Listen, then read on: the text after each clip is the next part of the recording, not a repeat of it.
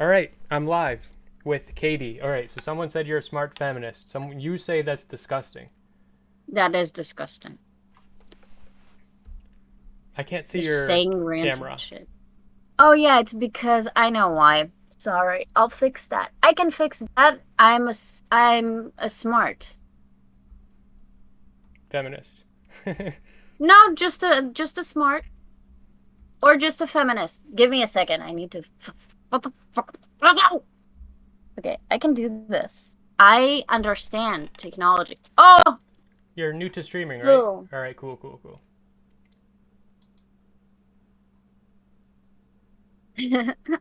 My chat says I'm actually a dumb misogynist. Well, I get a lot of similar comments. Yeah, but for you it's a compliment, and for me it's a diss, you know? I don't know. I don't know. I don't know. Hold on, let me get you popped up here. Yeah, I don't know about that. I asked two people about you, and all I heard is he's a character, but he's good faith. I was like, I Cool. can work with that. I'm glad to hear that. That's awesome. Yeah, I thought that's really good Reputation. reputation to have. Okay.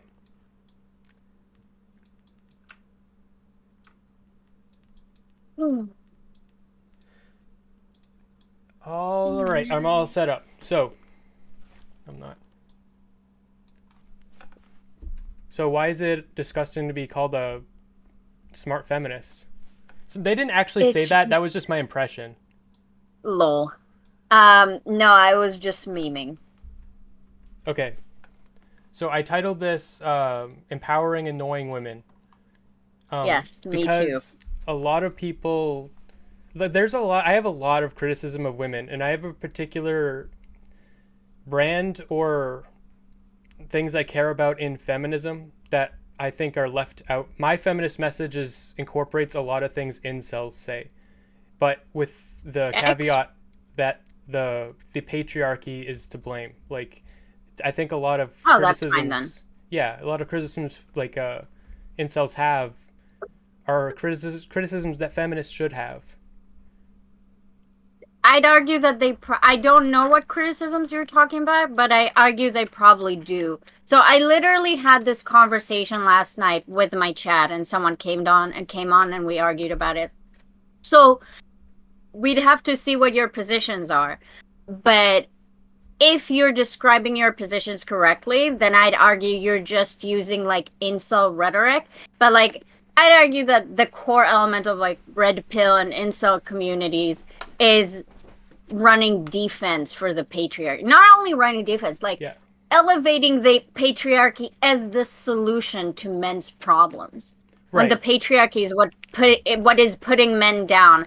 Arguably, in the West, I feel like men are more under the thumb of the patriarchy at this point than women. Like I'd argue feminism needs to like do more work for men at this point because I feel like women in a lot of way are more liberated in a lot of progressive countries than men are, and that's a problem. That's really interesting that you say that because I feel like for anybody to say that is like if you argue that position, trying to get someone to have common ground is like pulling teeth.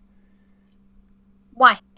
Or at least maybe as a man it is. If you say that you think that women have a lot of more liberation than men in progressive countries, because you can always bring it back to the worst case scenario, and of course, like in the worst case scenario, it's going to be way worse for men than it is in the best case scenario than it is for men to have it worse off. Like, Oh, I think I have no doubt that as a man saying like something like that would be incredibly difficult because it always comes kind of icky when someone with privilege also comes and says, "Yeah, I know I have privilege, but also like technically I'm still a lot worse than you are, even if I do have this privilege." You know, it doesn't feel good. But I would argue that like if a guy came and like we are doing like the reason why I'd say this to you, I guess I say this to incels as well, but the reason why I feel comfortable saying this is because it's very clear to me that the solution is feminism and that patriarchy is the issue. So I don't see feminism as like the pure advocacy for women. I see feminism, especially like current feminism, as just about like equality. And equality just means that we want to liberate people from the oppression of patriarchy. And right now, men are suffering in very severe ways. And it's not like women aren't. Women are too, but it's just like we can do both at the same time. Right. It's not mutually exclusive. Right. The way I tend to see it, but maybe you disagree, but my framework and my way of analyzing it is that it's a dynamic between men and women, and it isn't something where you can like criticize one or the other. I think you have to basically criticize both at the same time, because every criticism of men implicitly, I think, has a secret criticism of women, and every criticism of women has a secret criticism of men. So like if you say that, I don't know, what, like some random thing. Like, oh shit. If you say that women are privileged in, like, you're criticizing women by their dating selection, like hypergamy, like something red pillers say, but then that's also a criticism of men, because men are also the reason. Women want that because it benefits them, but then men want that because that's what they like. It's not one-sided of a. Yeah. I think that's very bad framing. Okay. Can you just tell me your Twitch name so I can shout you out? I'm actually on YouTube. Really? Well, Okay, cool. I was multi-streaming to Twitch, but it was lowering my bandwidth, and I don't feel like paying yet. But on YouTube, I'm Real Smeth on YouTube. Okay, guys. Real Smith. Is one word. Do your thing. Yeah. I understand that framing, but again, and you say that you do like incorporate like incel type logic, I guess. Sort of. I feel like the correct mode of analysis, it's people versus the structure that is the patriarchy, you know? Again, like always framing men and women as an antagonistic force to one another is just first of all, I don't feel like there's a way to substantiate that. Like, I feel like if you start making claims regarding that, I probably push back on a lot of those. But we could test that out if you want. But honestly, even if it had some truth in it, I don't really see the value. Like, again, when I give feminist critiques or when I use feminist analysis, I'm not critiquing men. I'm critiquing the patriarchy. It's just that people lack in education, so they think critiquing the patriarchy is critiquing men. The same way that critiquing toxic masculinity is just saying that all masculinity is toxic. Just like dumb shit that it takes like a minute of like being open-minded to understand the difference. I do like those distinctions, but I don't think that those are often commonplace. But as far as this conversation, that's where we can be. But I do think that, like, they're not commonplace. Right. So I guess that might be part of why I have the same framing. But my framing is that I criticizing men, because people will criticize men easily, and red pillars and incellers and those type of people will criticize women. And I have a lot of criticism of women, but I've learned that all my criticisms of women are also actually criticisms of men. And if you criticize both at the same time, I feel like that is the patriarchy. That's like what you're trying to say. I feel like it's kind of the same thing.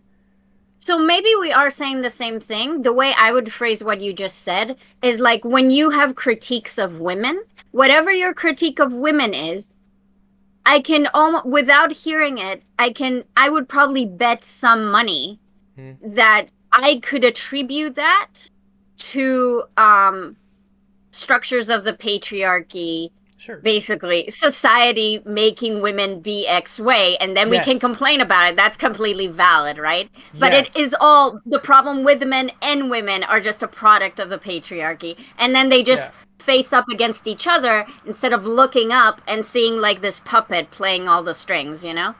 Puppeteer playing all the strings.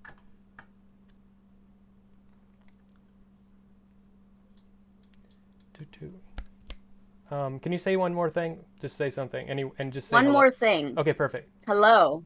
Got it. I just need to adjust volume. Okay. All good. So, Do you want to complain about women and we see how we work it out? sure. One I have off the top of my head, I wanted to make a YouTube video about this, but I realized I literally can't say what I want to say the way I want to say it, and BTOS, because I think it would be, and this is very provocative, but I think it would be like inciting violence. But um, I think Okay. this. I have a story behind this, but I think that men hitting women shouldn't be the default as like evil. I think that that Okay. allows for situations of abuse to exist. Like so I have a story. So when I was in middle school, I was bullied by a girl, and she like got everyone to hate me, and she would spit on me and punch me and taunt me to try to get. And I never hit her, but if I did, I would have got my ass kicked in the locker room, and Yeah, of I course. probably like we went to like the counselors and stuff, and they just kind of wagged their finger at her, and they acted Yeah. as if it was two ways, but it really wasn't. Yeah. And I probably would have gotten like in big trouble and stuff, and Yeah. I think that she wouldn't have done that if her hitting me would have been You like, were socially allowed to hit her back. yeah, Yeah, of course, right? That tracks completely, right? yeah, but that is a dangerous point to make. So I wanted to make a video where I kind of go over that in a nuanced way, but I realized I think it's impossible to do that technically without it being TOS. But Well, let me challenge you on this.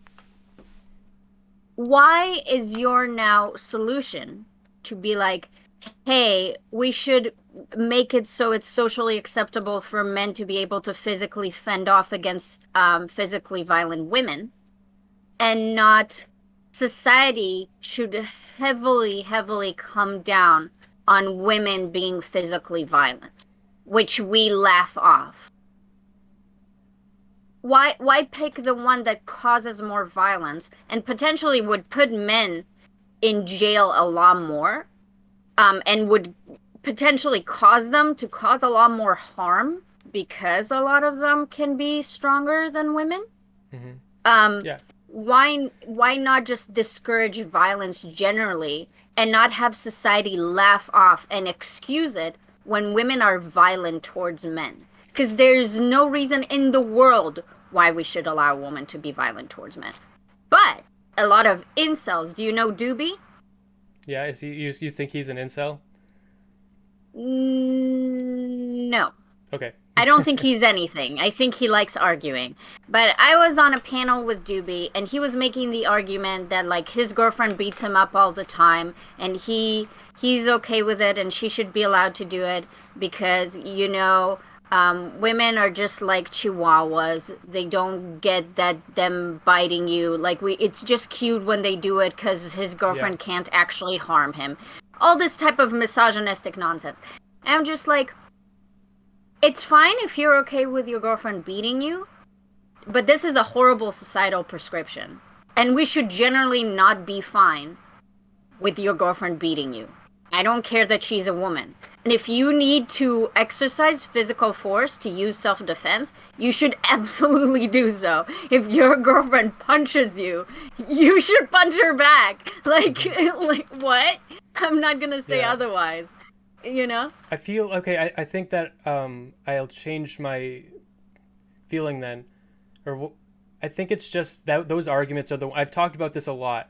Just try like because I was gonna make a video, I half made one, and I got a lot of that kind of feedback, and it really irked me and made me uncomfortable. Maybe it's just that men need to like to say that you should be able to hit her back is like saying you shouldn't be. Hit her back as self-defense, Yeah, right? yeah, yeah, It yeah, yeah. doesn't mean. Yes, but Mhm. to say that is like that comes from an emotional place where like you're just trying to say like you shouldn't accept that because everybody's just saying you should accept that as okay. Um, No, so there's a distinction here between if she's physically violent towards you, that is not okay. And society absolutely laughs off women being physically violent because there's this false notion that people have that if a woman is being physically violent towards a potentially larger man, mm-hmm. it does not harm him, and therefore it is not a big deal. The issue with violence, it's not necessarily that she's harming him. We should not be inflicting violence on each other. That's just a good idea to pursue. So it's like, imagine if like I stabbed someone, but it didn't kill them. So everyone would be like, well, no harm, no foul. He didn't die. Like, was there really damage? And technically, there could have been more damage. But instead, we just say, hey, don't stab anyone. Just don't do that. You know, like it's not that complicated. That's a different moral framework than the one that we go by. That's a shift because the one that we typically go by is like well, I agree with you. I think attempted murder is morally equivalent to murder as far as someone's Yeah, character. I hate that distinction. Yes. It's like, he tried to kill them. Yeah. What does it matter if the person had died or not? The intent was to kill them. Yeah. I know that you're kind of like conceding to my argument a little bit, I but am. would you mind if I provided my own anecdote? Sure. So, where I grew up, it was incredibly reprehensible for men to ever fight back against a woman. Ever. And I can tell you, I know at least one guy who was my friend in middle school, and one guy that I sort of dated in my 20s. And both of them have physical scars from me sticking my nails into them and drawing blood, because that is how I would play fight. And I would allow myself to engage in that behavior because they have never, and when I said like, what are you going to do about it? They would be very clear and they would directly tell me, I can't defend myself where you're doing this. Like, to the point that like my middle school friend, he would bring a jock strap to school because I would chase him around trying to kick him in the balls. And like I was allowed to do that because I could kick him in the balls and like scratch him till he bleeds, and he could not do anything about it. Mm-hmm. Only when I got into a relationship with my German ex, I would be like less violent, but I would still like tap very violently on him. So I would sometimes slap him, or I would like, you know that thing where you do this to someone? Yeah. But like that. And he would do that to me back, and I'd be like, ow, what the fuck? What are you doing? And he's like, I asked you to stop doing that repeatedly, and you aren't stopping. So like, what do you want me to do? And I'm like, you can't hit me back. He's like, why not? You're hitting me. I've asked you to stop, and you're not stopping. And then, like, at first, I wouldn't accept it. But then, like, every time I did it, he would just hit me back. And I'd be like, okay, but you're hitting me a lot harder than what I'm hitting you. Like, this hurts me a lot more. And he's like, I'm holding back. I am not hitting you with everything that I have. Like, I am very careful to not hit you in a way that, like, is over the top. And obviously, getting it back didn't feel good, so I stopped, you know? And thank God I met that guy.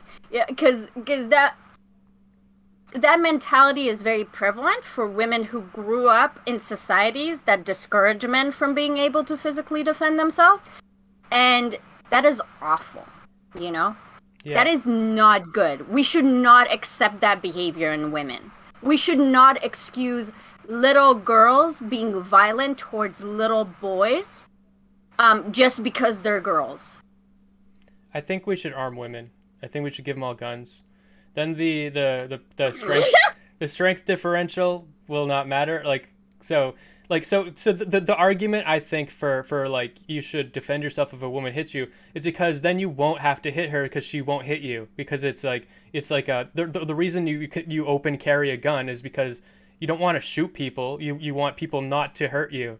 Like it's a threat. So having muscles is like a threat, but then that means women have a lower power in the totem pole in that way. So we should let women all have guns, like, open carry guns. I feel like I get that that's a nice concept to think about, but I think we both agree. Okay, let me know how you feel about the girl who bullied you. Do you think she did it out of like because she was threatened by her muscles?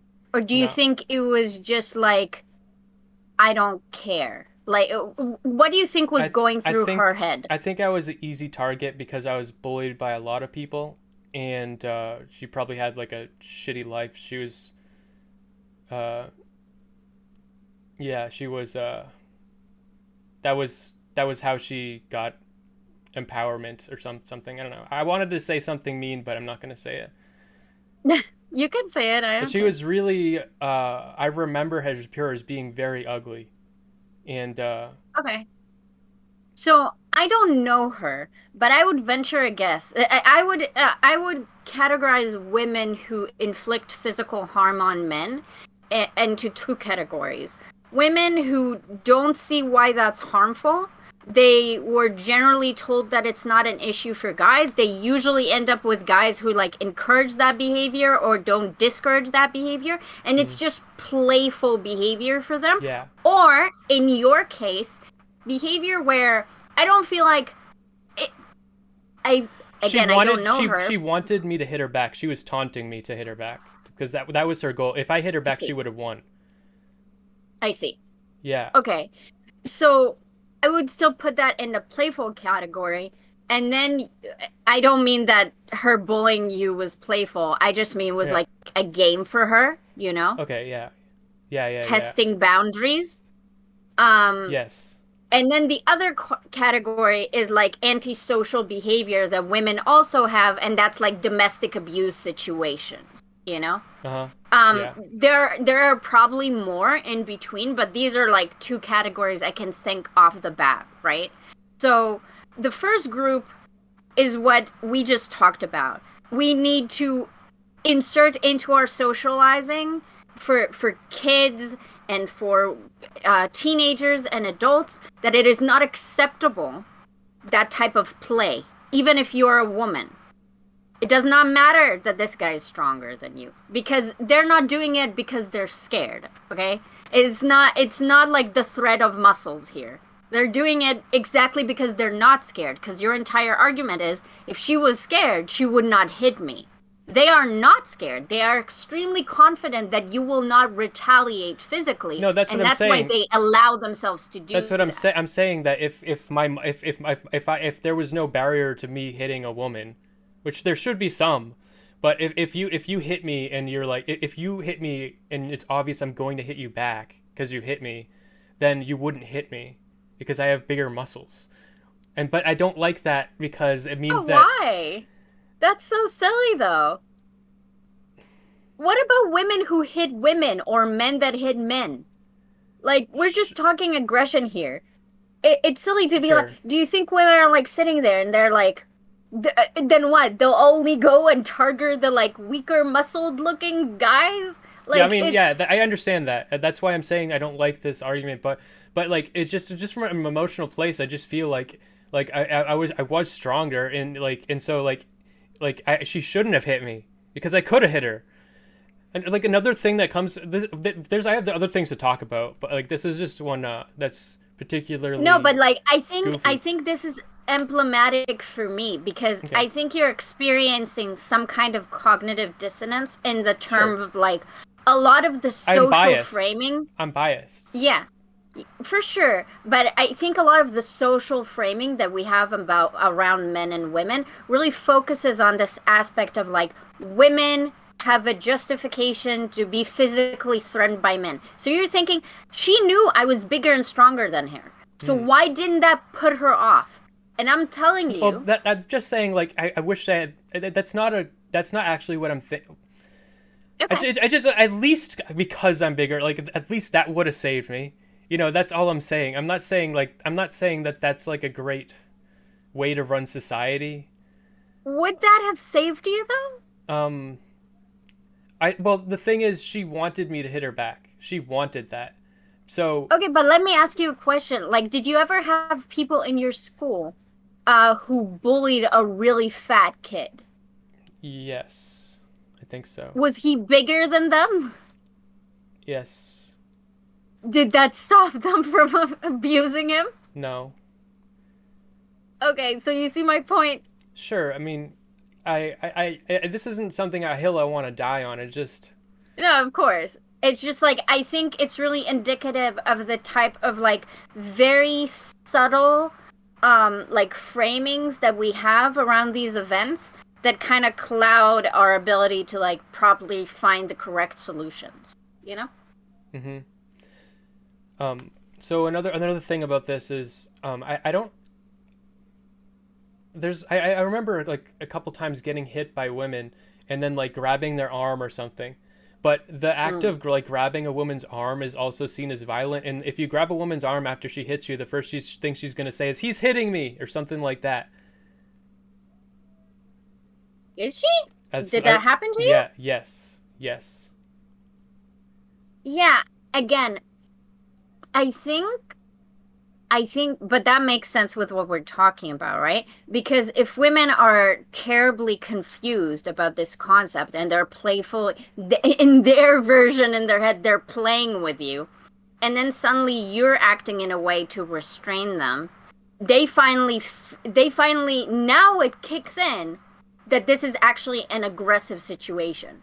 Before, I'd argue that while they were aggressive towards you, they do not conceptualize it that way. You know? Well, the one I'm thinking of actually was an aggressive situation, but I don't want to go too much into detail for personal reasons, but... Okay.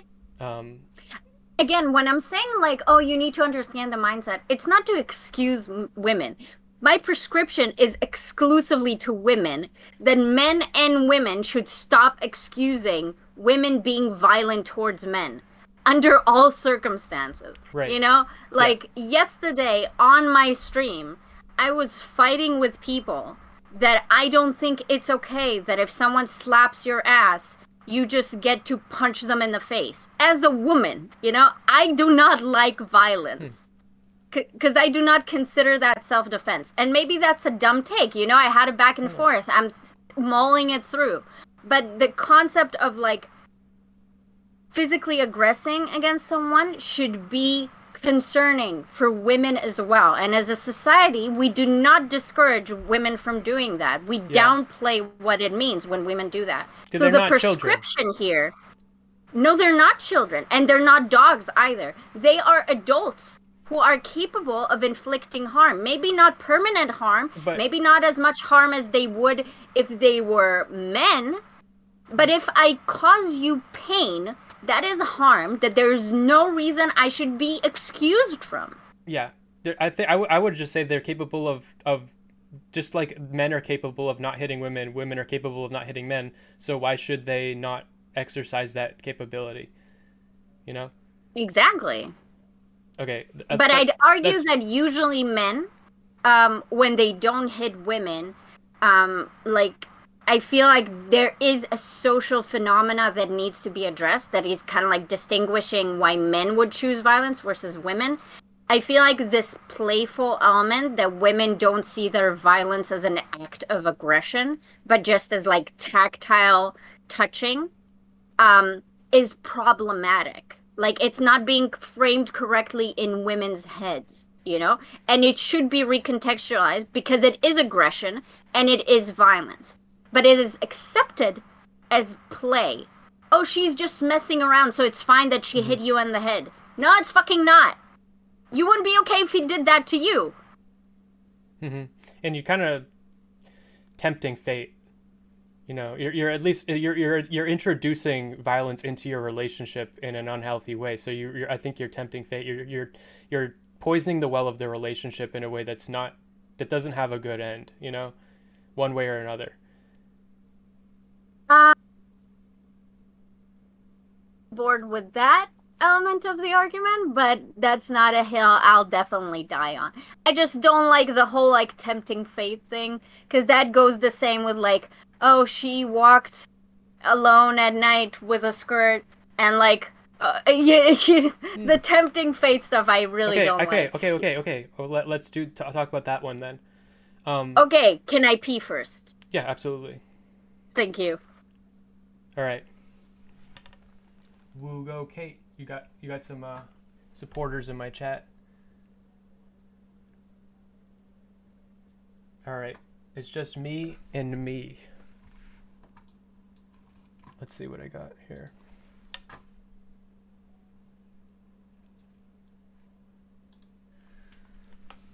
So, do you guys think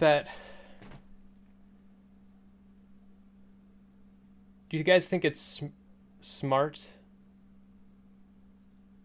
to wear a mini skirt into a men's prison?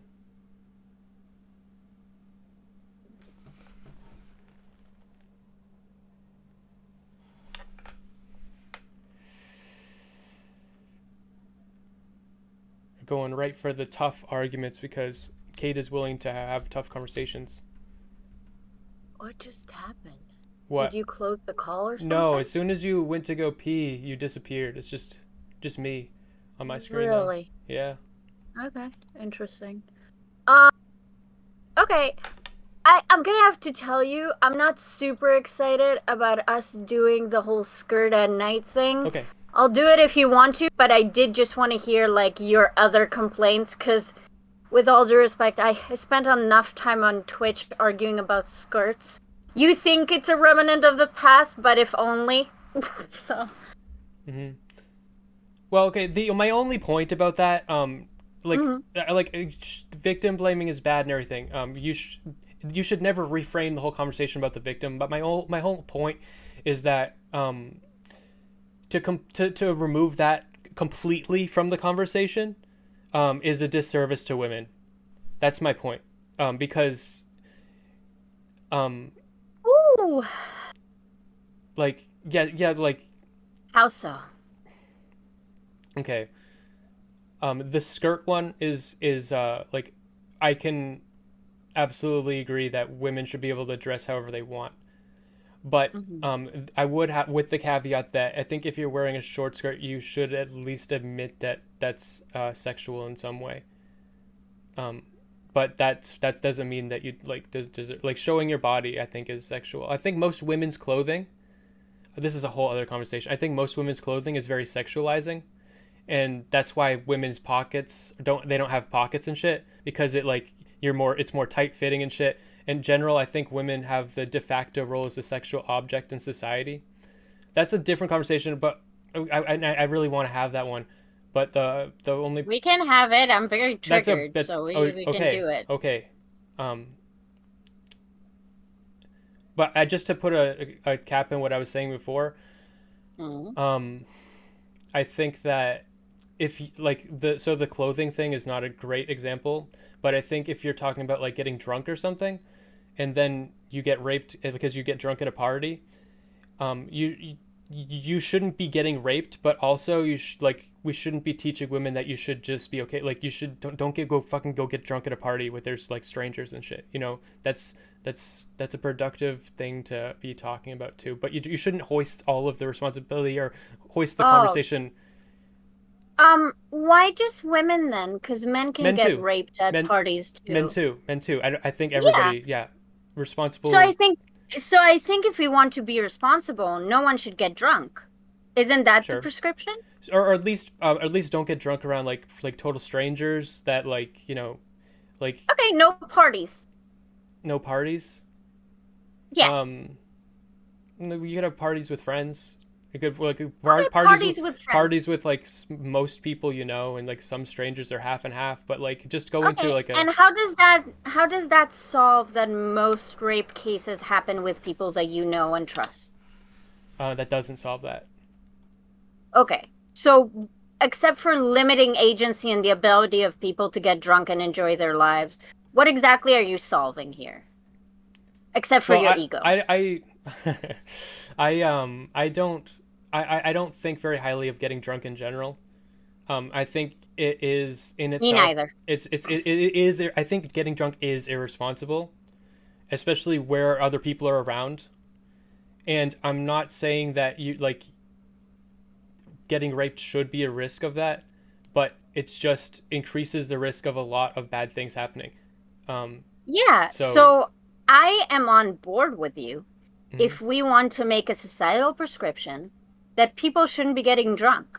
I would actually, if we can find some people to debate that with, I will team up with you. I have a lot of stuff to whine about people getting drunk, okay? Mhm. I do not think that that's a good idea. I just think Mhm. that you're going to have to make that argument and not go halfway and say, I mean, I don't like drinking, so I'm biased, but women should not get drunk with strangers. They shouldn't, and men Yeah, shouldn't too either. But but your point isn't that women shouldn't get drunk with strangers. Your point is that no, no one should get drunk. no. Actually, my point is that is actually more the one you don't want me to say. My point is that um, when something bad happens to you, it's not 100% not your fault. Like you can have like you can be dipping the fact that you're putting yourself in a dangerous situation. Like so if so here's the thing: if you get raped, Mhm. people who get raped will think it's their fault. They'll have a trauma where they think it's their fault, and then everybody will be like, "No, no, no, it's not your fault. It's not your fault. It's only the other person's fault." And then that really doesn't Except help. for people on Twitch, they'll be there for your healing. They'll tell you it actually is partially your fault, and that would truly help the healing. So we can trust the No, men on Twitch to do that. no, oh, sure, actually, maybe. I mean, maybe me, but I think that you're No, allowed to. I just think you're just allowed. most men on Twitch. I think you're. I don't know about that. I think that you're allowed to Twitch poll. have regret, and I think that you're allowed to we're allowed to talk about things being irresponsible without removing all the guilt or removing all the agency from the actual rapist or perpetrator. So I have a question. Yeah. Um, so have you had someone in your life have a car accident? Um, I have sort of, yes. My car, Was it severe? yeah, my car when I was driving it just caught on fire in the middle of the street into like a big fireball. Mm. So you were physically harmed? No, I got out. Oh, okay. Let's pretend you were. Okay. Okay. And let's pretend you were driving. Okay? I was, yeah. People drive. Mhm. And then I'll say, it's partially your fault, It right? was. How come? It was because my car was really ill maintained, and No, I mean that's not what I mean. I didn't have a lot of money. Also, I can That's not what remember I mean. I can remember like I put oil in it, and I think I spilled it a little, and that might have been contributed factor. Okay, just very quickly. Chad, if you thought what I said was that drinking isn't fun, you're all stupid. I'm not saying it's It is not fun. fun. I'm saying that you're stupid. Oh my fucking god. Okay, let's continue. Okay. So, driving is dangerous. hmm Driving increases your chance of being in a lethal car accident. Yes. So when you are in a car accident, I think we should start informing the people who have been in the car accident that it is partially their fault that they have been in the car accident, because clearly driving a car increases your chance of getting in a car accident. This just makes sense, doesn't it? Well, I would say no. I would go into the nuances like I was saying. So it wasn't the fact that I was driving. It was the But it like is the fact that you're so no, driving. like it was how I was driving. It was how I was maintaining my car. It was how I changed my oil. It was all of these things. But that is your case. People get So into car accidents all the time yeah. So let's say you with get well-maintained cars. yeah. Let's say you get into a car accident, and Mhm. maybe you're not paying attention or something. Then yeah, like No, the car accident, you're it driving was perfectly. determined that you were driving perfectly. Okay, then this is a false equivalency because I would Mm. say that in the case of like getting drunk at a party, I think that we Hmm. shouldn't be saying that that is driving perfectly. I think we should be admitting that. Oh yeah. Uh, so yes, yes. Why is that? I don't know. I just think that. I know you don't know, and I know you just think that. I'm just challenging it.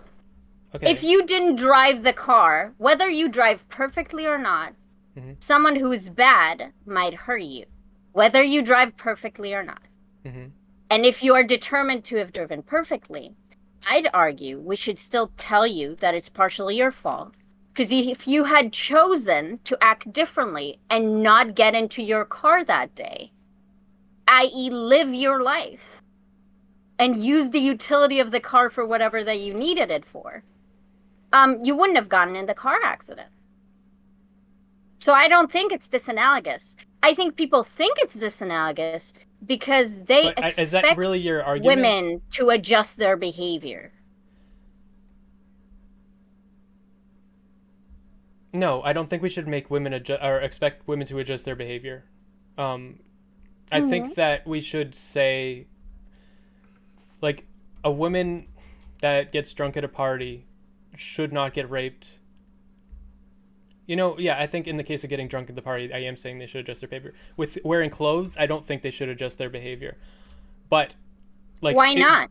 because I think that putting yourself into a mental state where you aren't able to make safe decisions, or you might like lose consciousness or something like that, is totally different from like clothing choices. And I think we all like should be able to be slutty like as much as we want.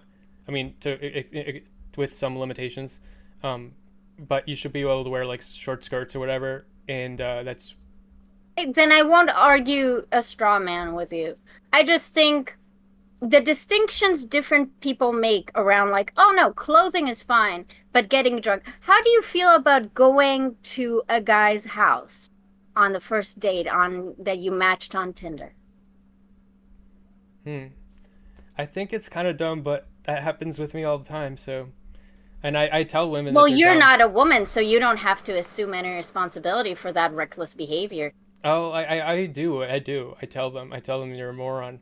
Like we'll go to like if I go to on a first date with a woman to like a place that's not like a public place, to be like, you're a fucking moron. You probably shouldn't do this. Oh, no, no, I wasn't. I'm sure that you chastise women for making the bad No, decision of I meeting just you on the first date. I know I'm it's saying that, I like, air it out because I don't want to pretend like it isn't. I don't I'm teasing them when I do that, but also are you? I'm also saying something about myself too. Um, yeah, I don't So if we do think they should adjust that behavior, correct? um be careful. I mean, yeah, sure, yes, sometimes yeah.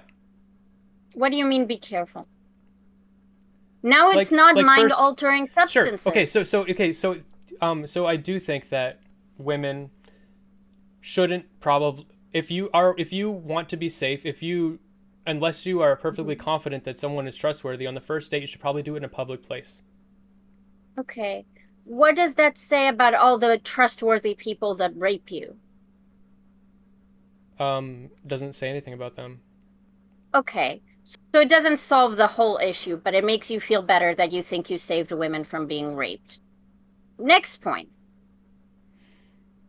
So, if you're not sure that someone is trustworthy, don't go to their house on a first date, correct? Sure, if you're not sure they're trustworthy, yes, absolutely. And if Unless you you're end up getting raped, it's not your fault and you shouldn't have been raped, but we can't ignore the fact that obviously you could have made different choices to avoid this outcome, correct? Sure. Now explain to me how this is disanalogous from you not getting in a car. No, actually, no. Wait.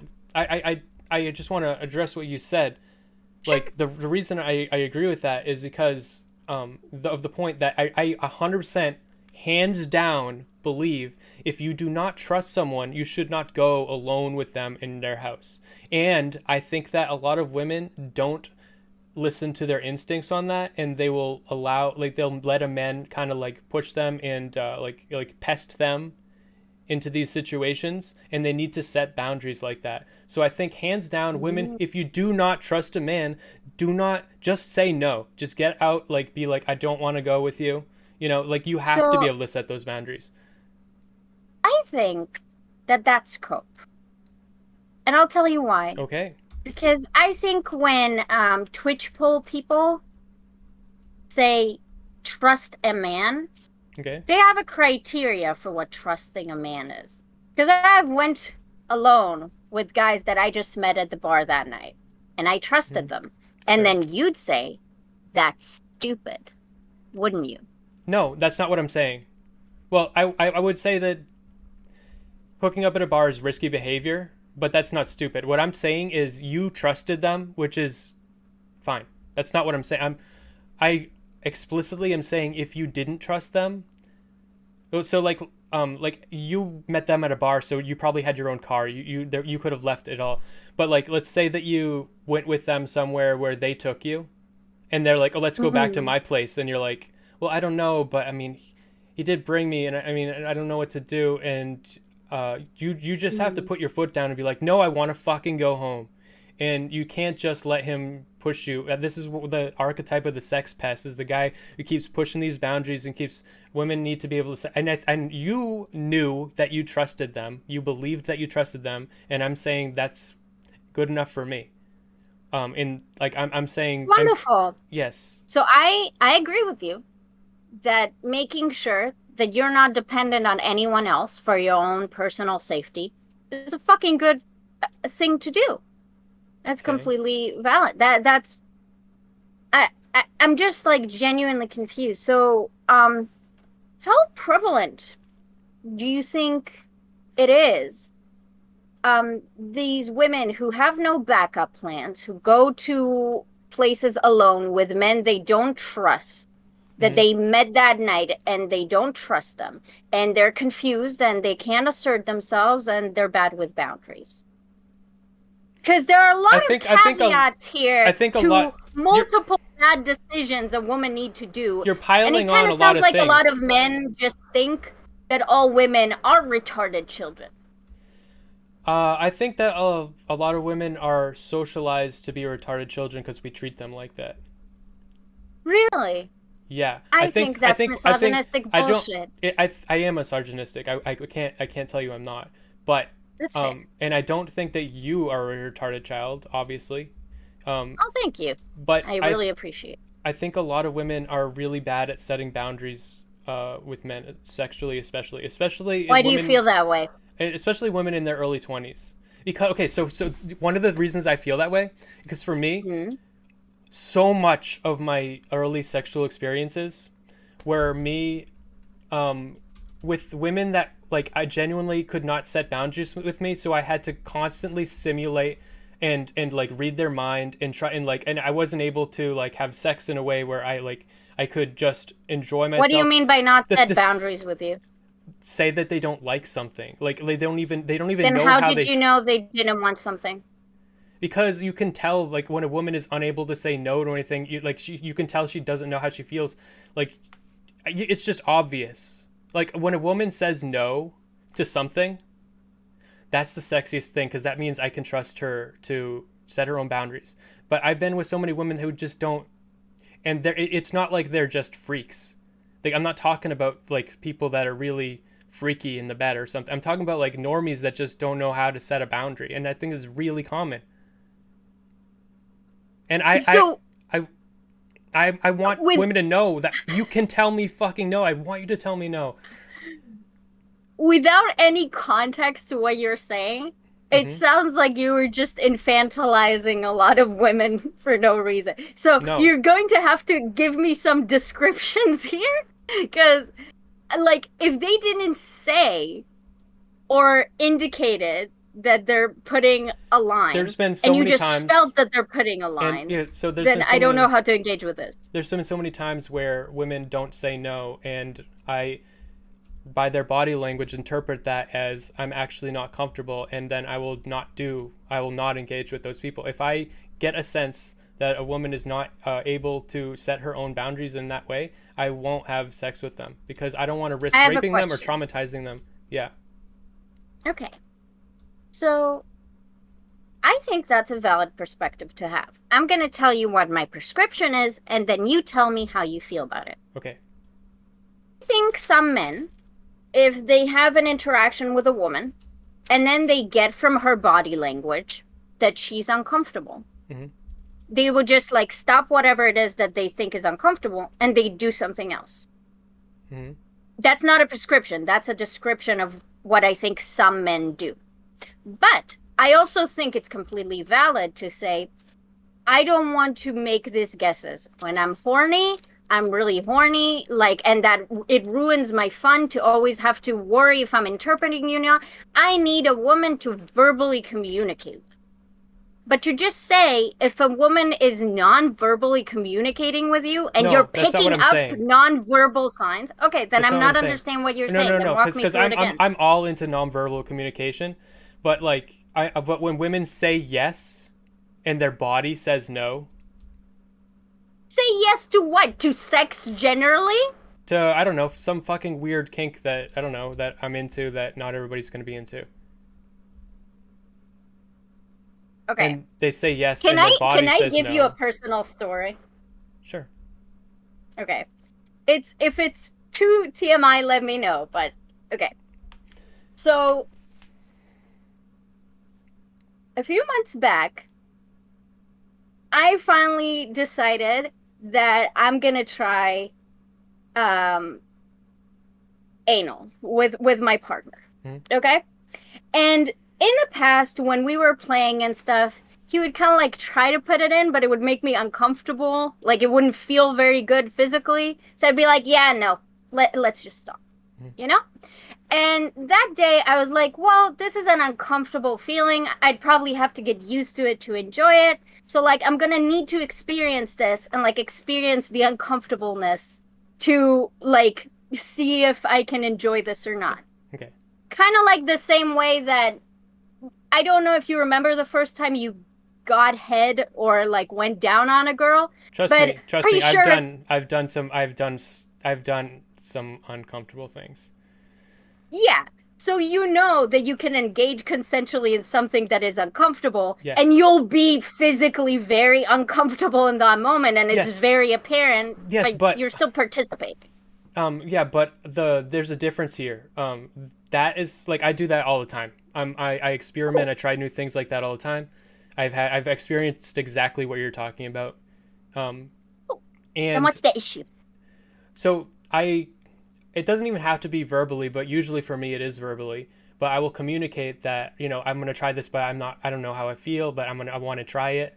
And what I'm talking about isn't that. What I'm talking about is like someone like just doesn't know how they feel and is not communicating. Like they don't even, like, you know how you feel when you say that. You're self-aware about how you feel and shit. You shouldn't be like just like, if you can't even communicate with yourself. I think women are like repressed about their own sexuality. This is. I agree. Okay. Okay. The stuff I actually am passionate about, you agree with me, and the anecdotal shit, you are helping me criticize my rhetoric, but I'm not always agreeing with. Let me help you, because I know. Let me finish. Okay, I want. No problem. So I just think that women. Actually, I don't think you know where I'm going. I think this is comes from personal place. I think it's a really disservice to men that I think that women's androphilia, their attraction to men, is socially repressed, and I think that comes from the fact that they are the de facto sexual object. So for them to express objectification towards a man or outward like androphilia or sexuality, it disenfranchises them in also the way that enslaves them, because it's a short-term empowerment to be a sexual object and a long-term enslavement to the patriarchy. I think I think I fuck with that. I'll tell you where I'm going. Okay. And this is where I go mask off and prove to you I'm actually not a feminist. Okay. I don't think having sex and consenting to something guarantees you a good sexual experience. Sure. I don't even think it guarantees you a trauma-less experience. All I think is that people are allowed to consent to things that are even potentially bad for them, and they should be allowed to do so.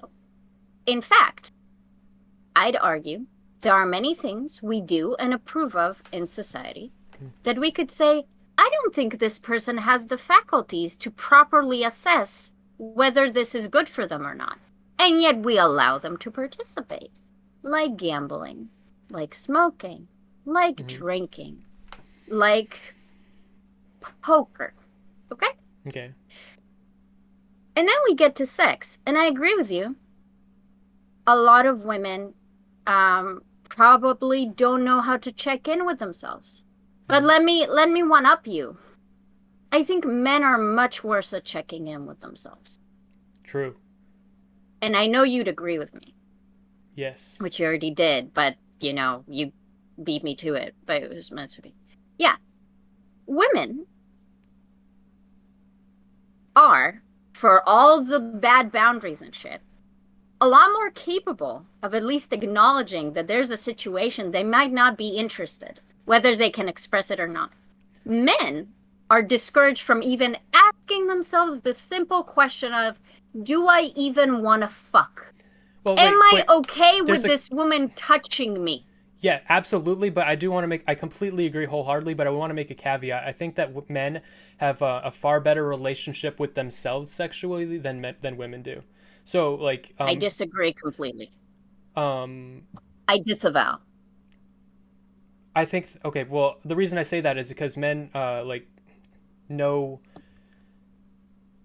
Actually, maybe I'm wrong, but I guess, but I feel my feeling is that men have like a fantasy experience where they are more explorative and creative with their sexuality, in a way that women are very repressed. Okay, I would agree with that. Okay, but let me kick your ass now. While women are repressed, they at least engage with the concept of consent more wholeheartedly. If we can't trust men to even be able to evaluate whether they are interested in a sexual experience or not, fact of the matter is, they might not even be able to consent if they don't understand that they can refuse. Right. So, the retarded children are men. Are men. Not women. Yeah, but the reason for that is because men have so less availability for sex, and it's seen as like a status thing, which I'm not arguing is a good, but it's the unbalanced dynamic in what I would define in the same term that red pillars and shit, but it's the same thing. The sexual marketplace is a very imbalanced thing, at least right now, and I don't think that you can blame men. Do we have... Wait. I'm not blaming men. Okay. Don't do the thing. We've discussed this. You've done this to me a little bit too. Okay, but I'm hearing you. I won't blame men. Okay. Oh, no. That was a personal attack on you, not at men in general. Okay. See, that's better. Yeah. You'll get my humor. We'll get along. It's fine. So what was the personal attack though? I don't know. You said I did to you, and I know I took like at least 4 jabs during this, so. Okay. I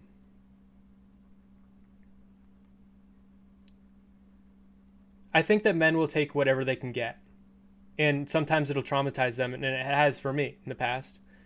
And And because women have more options, I think women's role in, I hate the term, I really hate it, the sexual marketplace, but the sexual, exchange, women's role is socially as the vetter, and men are the pursuer, and women have to vet men, and because their nature is to vet men, they're going to have more selectivity in their decision making. But in the act, I don't think that they're as good at setting boundaries. Or not that they're not as good. They're just, I think that men will have no boundaries, but I just think in the act, women also have no boundaries.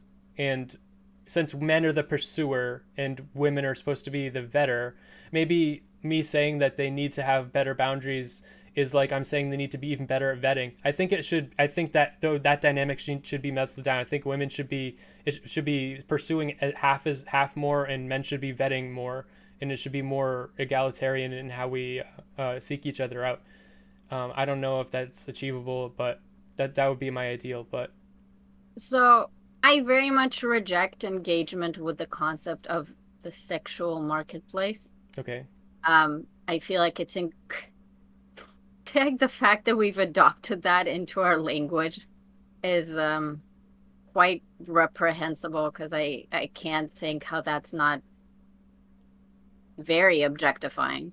Unfortunately, well, in this case, in this theory, women are literally the product. Sure, yes, So, yes, well, not women, they're pussies. I'm sorry, that's completely different. sure. No, that's a joke. No, okay.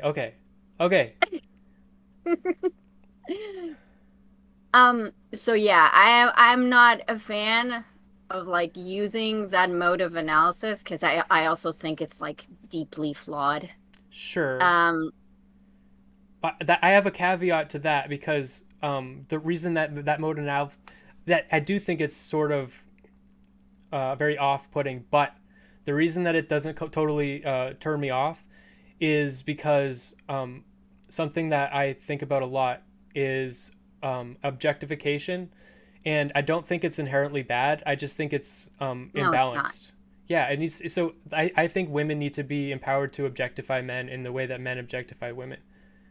I agree. And I don't think objectification is the issue. I just think that a lot of people conflate how objectification can lead a lot of people to dehumanize people, and that is my issue.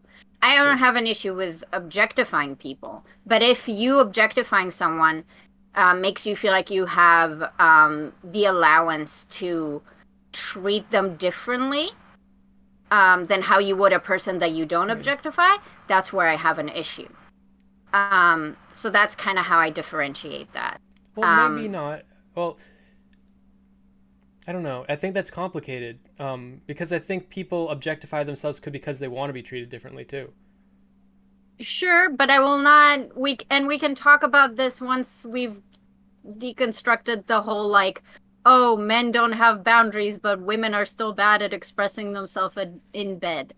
Yeah, well, I've always known what I wanted to do, and I feel like until I'm 29 now, and I feel like it's getting better. I don't think it's all women. I think it's young women, and I think it takes women a lot more time to learn these lessons for some odd reason about What lessons?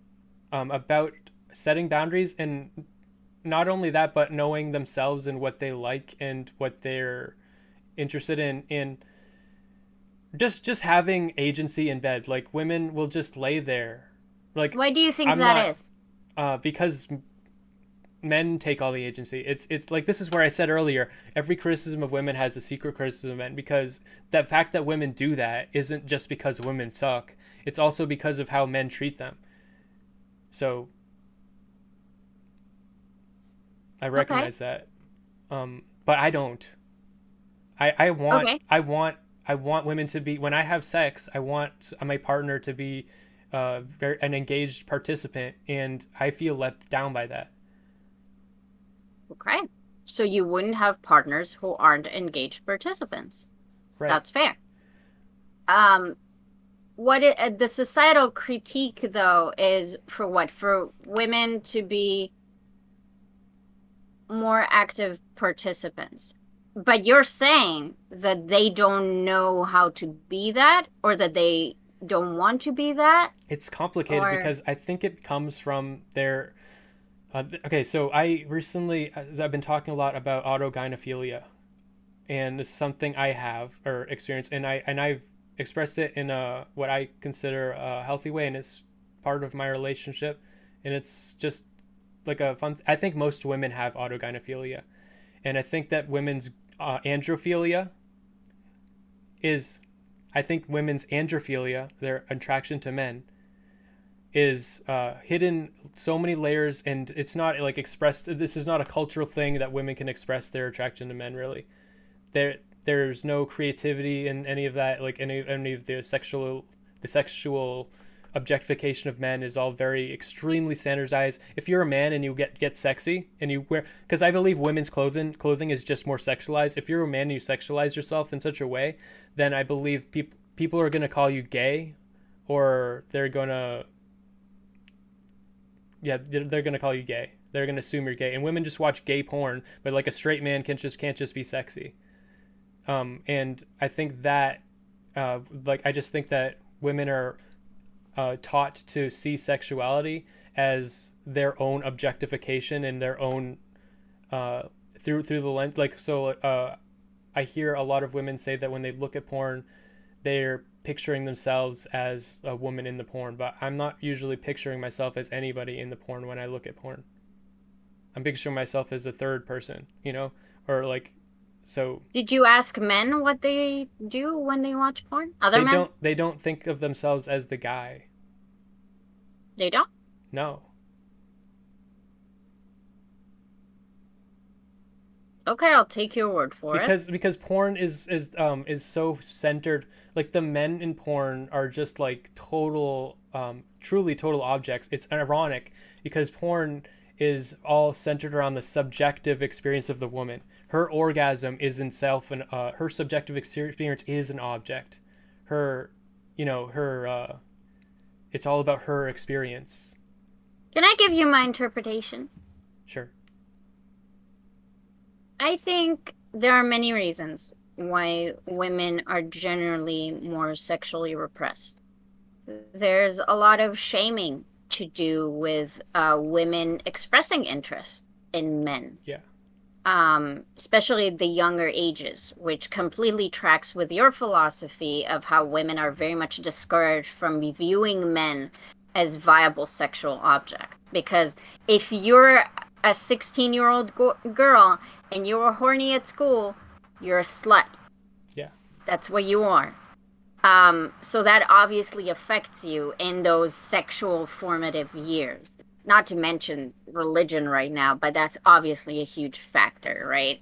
But just talking about like secular society, we heavily discourage women from it.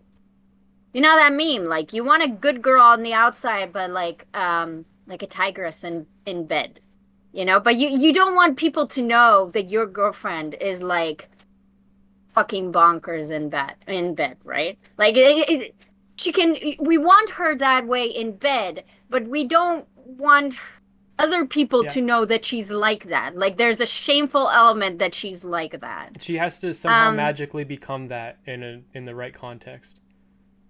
Yes. She has to be both at the same time, but not, well, she has to be both at the same time to you and not to other people. So you're the only one allowed to know, like, her sexual nature. So there's the element of shaming. And I think the other element that has a lot to do, and since we're drawing a lot from anecdotes, so I feel more comfortable bringing that up, like a more personalized view. I think from my experience, or at least when I grew up and talked to other girls and stuff, it didn't feel like there was any space for what we want. So I do agree that younger women have certain struggles that younger men don't. But I think it's because when I was 15, me and my boyfriend at the time weren't focusing on what I What you like wanted. Yeah. and what I don't like and what I'm comfortable with and what I'm not comfortable with. We were focused on him coming. Yes. We were focused on me giving him head and him liking it. The focus was not, what do you want? Yeah. So women don't get to have that sexual. Women is very generalized, but I feel like there's a big section of like the women population in some cultures who do not have that time to explore that in the younger ages. And then they hit their mid-20s and they're like, I don't have to deal with this bullshit. Like, I don't even know how to come. Like, what the fuck? And then they go through this shift, right? So I do agree that in that sense, it's very confusing. Like, how can you even set boundaries when you're not even sure what you like? Like, how can you guide a dude how to, like, eat you out when you're not sure being eaten out is even what you want? Yeah. Like, I from a personal experience, I can tell you, I don't feel super comfortable getting eaten out, but it's such a powerful thing in men's fantasies that I allow guys to perform on me because it's like their thing, and I'm just lying there and I'm thinking, this doesn't do anything for me. Like, but I guess they really want it, so that I guess we're having fun, you know? Yeah. Like, I put myself in those situations, so I can relate. The fantasy is that they're pleasuring me. And I'm participating in that fantasy by pretending like I'm being pleasured. But again, it's all centered on the male fantasy that I'm enjoying myself. That's why I really despise when I talk to men, some men, and they'll be like, all I care about is about the woman's satisfaction. All I ever need is for her to be pleasured and feel happy, and that is all the reward I can get. I'm like, okay, so you're just fetishizing my pleasure now. Is this what's happening? Like, this doesn't, I don't feel like you're... Oh no. I'm displeased. Oh, wait, she's back. Hello? Yeah, I don't know. I reinstalled my Discord. I don't know why it does this. It's very frustrating. Yeah. Yeah. So, yeah. So you get my drift, right? Yeah. That's it's really helpful having you as part of this conversation because I think that's the extension of what I'm saying. But my perspective is from being a guy, and my perspective is not the most common because I'm not one of those guys, and I've never wanted that. I wanted a more intimate experience. Like, to me, I always got the drift that sex is an intimate thing and that communication was key, or like that, like that, like personal understanding of with each other is like important to me. So for a long time I just felt very let down by that. Yeah, I think that another cultural issue, and here's when I'll demonstrate that we don't need to target individualistic problem. I think our focus needs to be on like education of explaining how a sexual act, casual or not, is about like reciprocity. It's not your job as a woman. It doesn't make you a better, more successful sexual partner if you get him off, and you are not a more successful sexual partner if she orgasms. It's just about what you guys want. If both of you want to orgasm, good. If none of you want to, good. Are you required to do that if you don't want to do that? No, you're not. But it's about creating a togetherness. That sounds disgusting.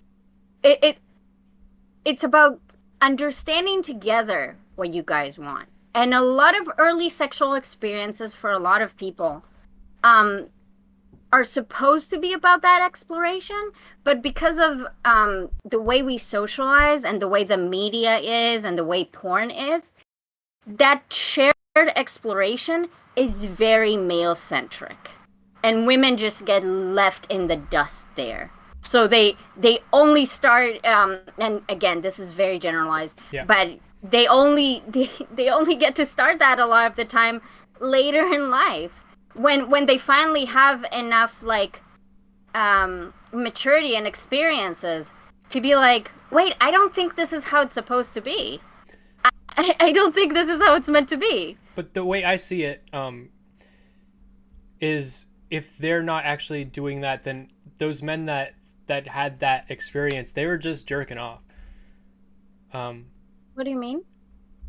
If you're using a woman like a fleshlight, it's just like it's just a tool for masturbation. It's complicated. But it's not just a fleshlight, because I'd argue that especially for younger women, there's a lot of pressure to perform. And like, I guess I can afford to do this because you're fine with like bringing anecdotal experiences. I can tell you that for me and a lot of my friends when I was younger, we were very sexually active. For me, it was very important for me at 15 to be like, I'm going to get him to come as many times a day that I can, because that means I'm a good sexual partner. I feel that the same. means I have the same know my experience about. shit. I have the same experience with women. Yeah, and I had some friends like that. And then when I matured and I didn't feel like performing anymore, then I became the one that just like lies there and is just like, can we just be done with this? And I feel like a lot of, I wouldn't say a lot, but I feel like it's a common enough experience where women are performing potentially just at the beginning or throughout their, and again, it's because they're not, they don't know what they want. Right. So they perform for what the man wants. Yes. So, but I'm not against the performance, because I think that it should be a mutual, like, the reason I had a hesitance a second ago is because I kind of believe that all sex in a way is masturbation.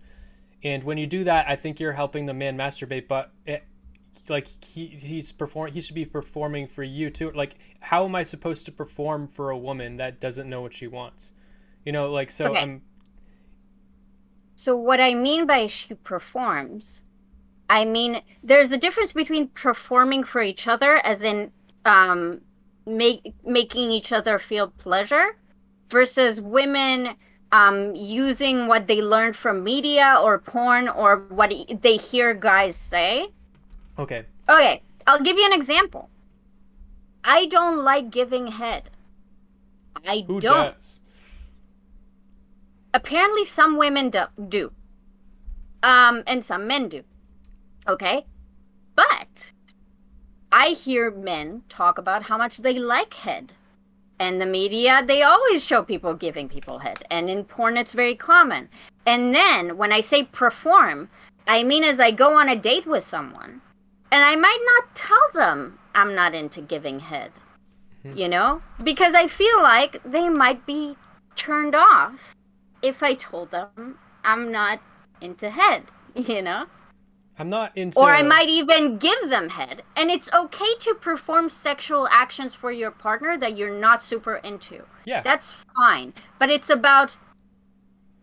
Your partner needs to know that this is not your favorite activity. If you're hiding it from them, this is what I'm talking about. That type of performance. Performance when you're trying to intuit the male fantasy instead of coming to a genuine understanding of each other's preferences and wanting to pleasure each other based on those preferences. I would say that in that way, a lot of men perform in the same way, to the same detriment. I agree. Yeah. That's a problem. Yeah.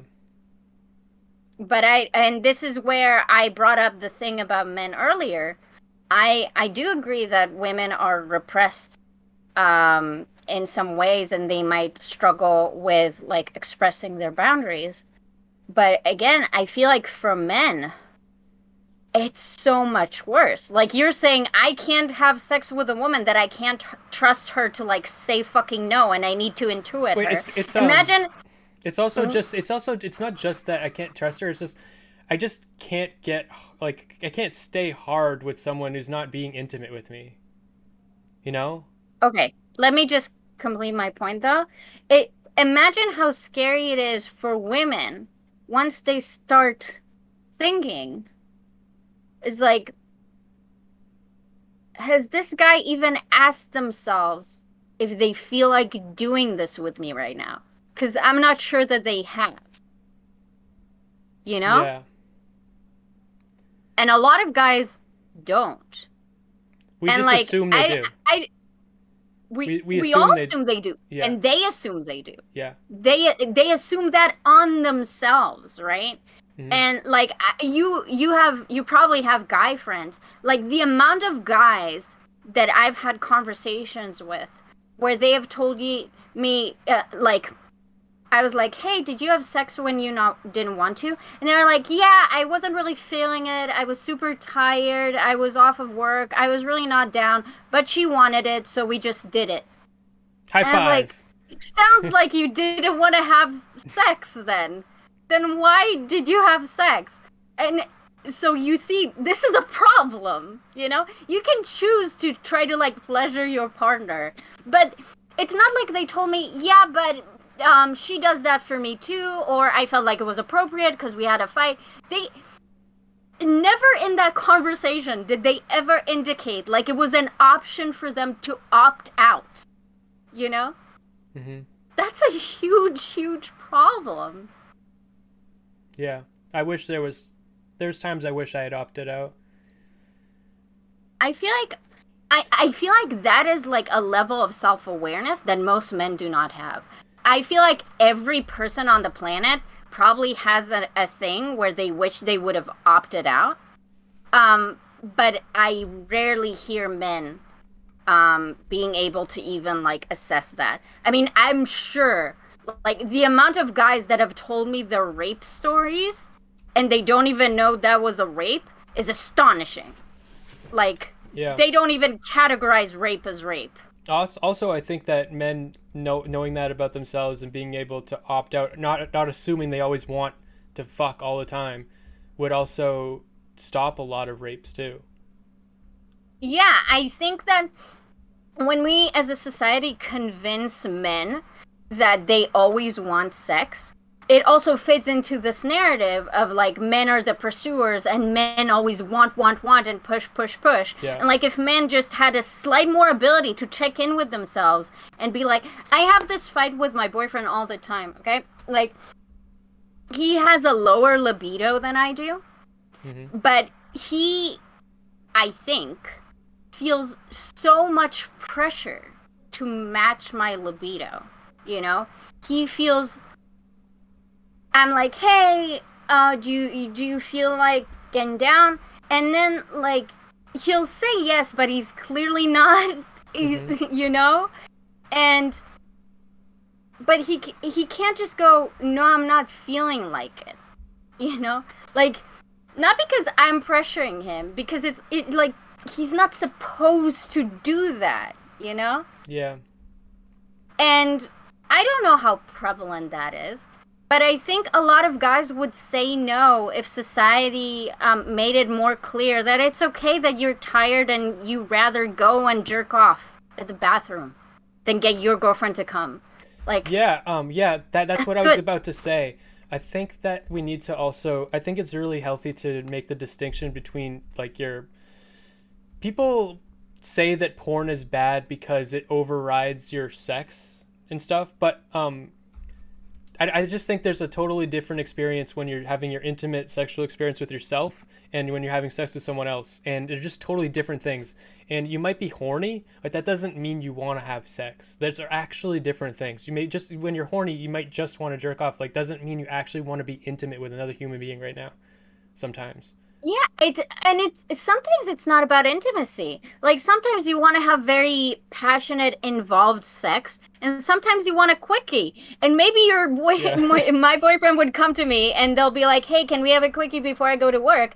And I'm like, "No, I mean I could go for like full on like 40 minutes sex right now, but I'm not doing like a 5 minute thing, you know." Mhm. So I don't like the framing that sex has to be the most intimate experience ever.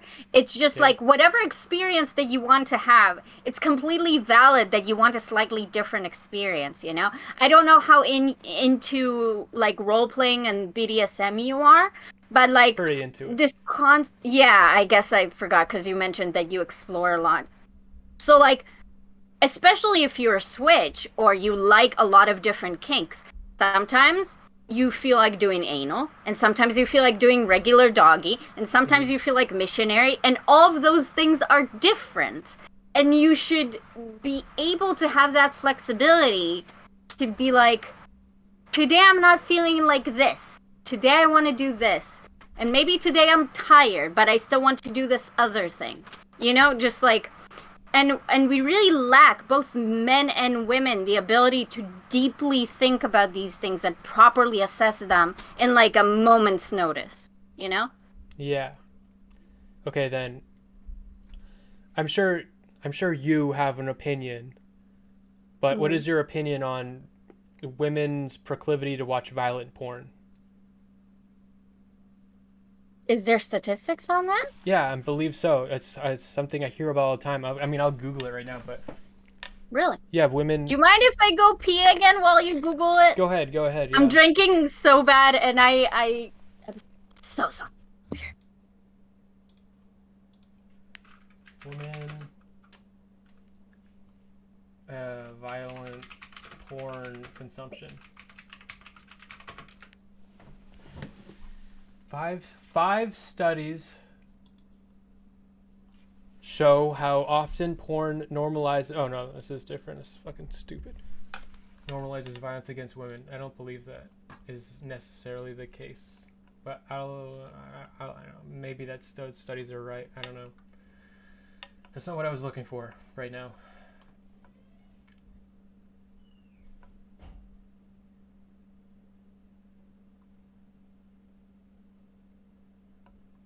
Women more likely to enjoy aggression in porn study.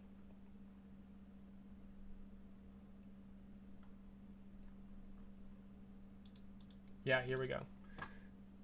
Let's put it in the chat if you want to look at it. But, give it to me. Yeah, this is what I'm looking at here. Women are more likely to enjoy aggression in porn study. And, I mean, I haven't looked at this particular article before talking, but yeah, women are more likely to... Well, what do you think that means? That's what I was going to ask you. Well, the first thing I'm thinking is, women don't... I don't even know what the total porn watching statistics is for women. Mm-hmm.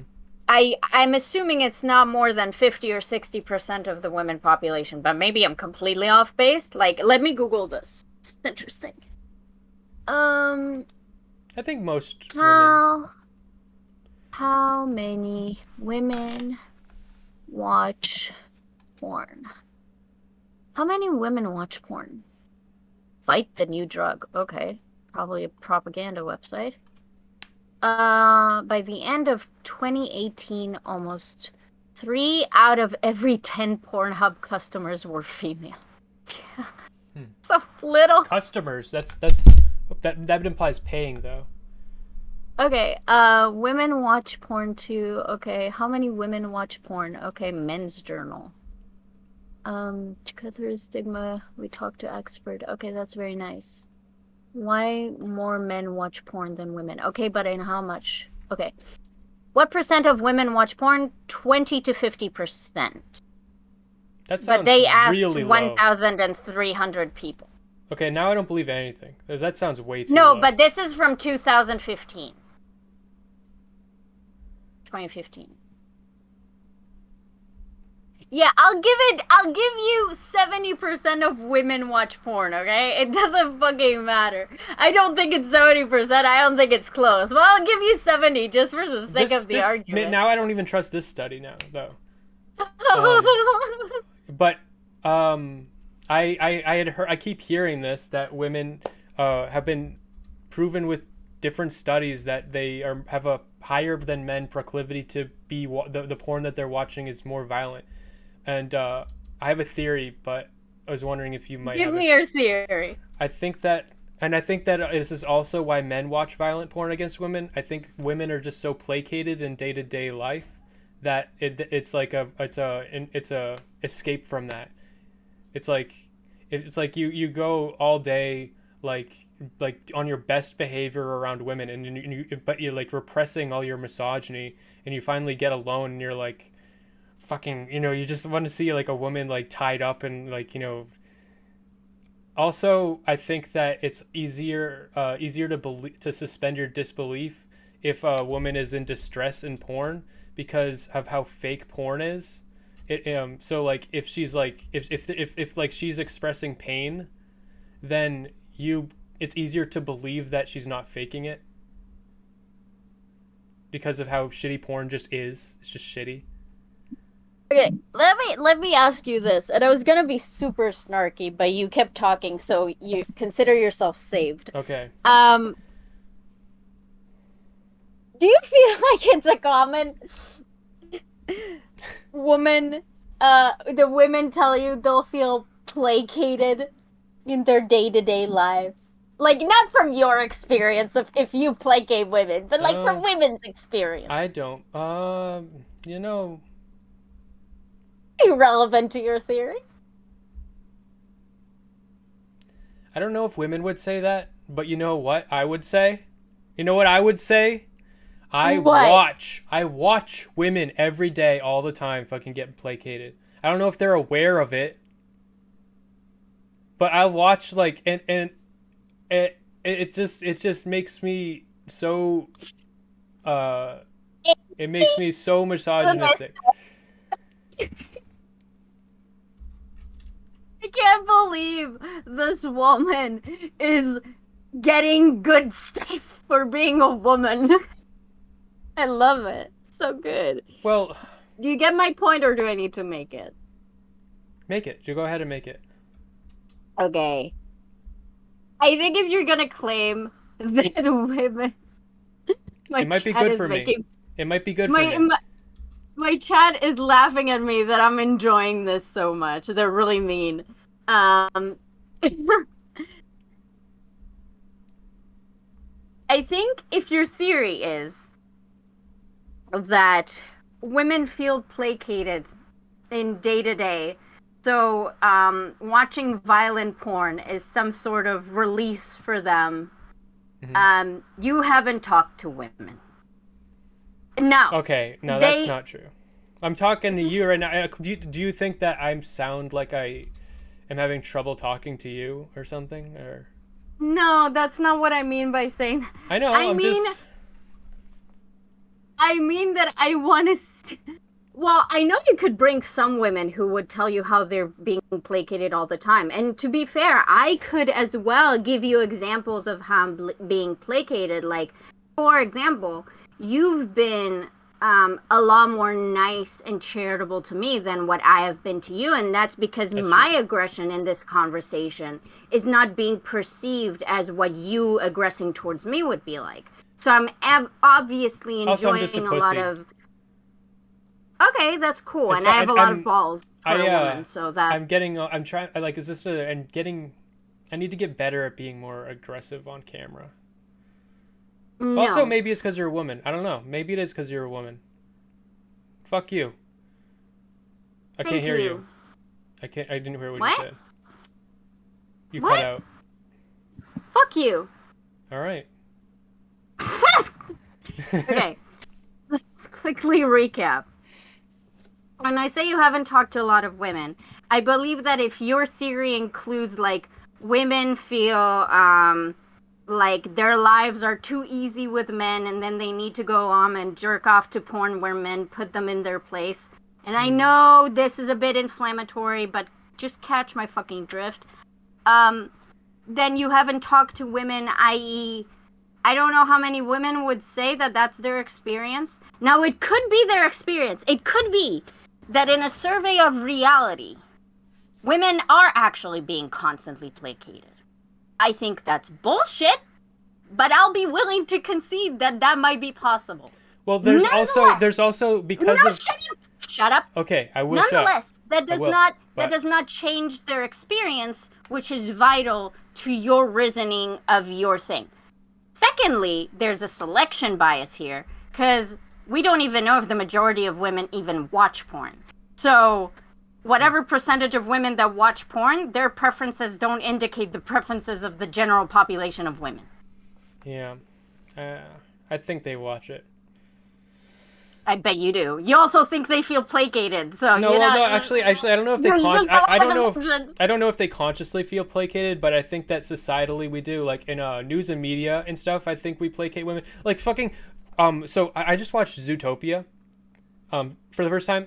Just the writing of the female lead is really good in Zootopia. She's very I real, agree. but it's so rare to see good writing for women. We just write them like fucking like Mary Sue's and shit. Like she's a great character. Yeah. She's strong, but she's not a Mary Sue. And Absolutely. so I think that in that way, like we are placate. Like every single movie you watch is like so much placation of women, and in that way. Placate. That's not what placation means. Okay, maybe I'm misusing the word. Use a different word. What word should I be using? Do you know what I'm trying to say? I don't know what you're trying to say anymore. I'm trying to say that we are afraid to. I mean, infantilizing. We're afraid to be honest with women and to treat them like an adult and like kind of. So when you use media as an example, do you mean media creates Mary Sues because we're scared telling women they're not Mary Sues? No, I think that it like women are not like Mary Sue's. I believe Mary Sue's are so prevalent because we're afraid to talk about the flaws of women, and we're only allowed to like portray them as like like women power, like you're a girl boss, whenever like you're a superhero, and when you're not allowed to talk about the nitty gritty of like being a woman and shit. And the real life experience, then it's like, well, like fuck it, like I don't want to fucking be tied up. I want someone, like it's just like I feel like that's a jerk response. That's my theory. Okay, so like there's no representation of my flaws in traditional media, so I wish I could self-insert myself into a situation when a guy ties me up and beats me, because that way I'll feel flawed. Well, no, it's not so that they'll feel flawed. It's so that it's like the reason that we don't talk about women's flaws is because we're placating them and we're afraid to be honest with them. And I think tying a woman up is not them about what, Smith? Placating them about what? Let me look honest up the fucking word. About what? Honest with them about what? Yes. To just not be 100% positive. To say anything, to criticize women at all makes you look like an incel. To say anything that's not positive about women makes you look okay, like... but you gave it an example of media. So you either need to back away from your media argument or give me like a media critique right now. Okay. If putting a flawed female character is not critiquing her. That's just writing a good character. Yes. Well, sure.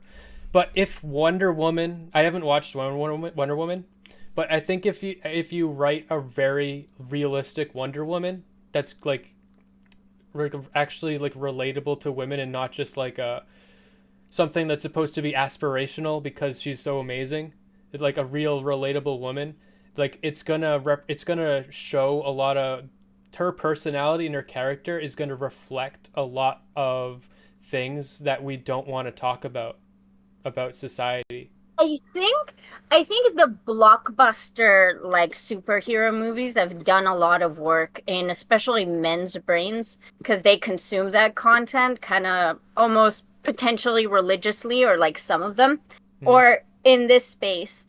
Because I can name a lot of movies that have like imperfect writing or whatever, but like reasonable female characters. But I would agree that like if we just analyze like DC and Marvel, yeah, those women aren't very flawed, but no character there. Like the amount of characters who are fleshed out are obviously male characters, but like the writing is not good for all characters across the board, right? Hmm. And women are obviously both in Disney movies and in blockbuster movies, there is this movement for like rah girl boss feminism. Same way with songs, actually, that is very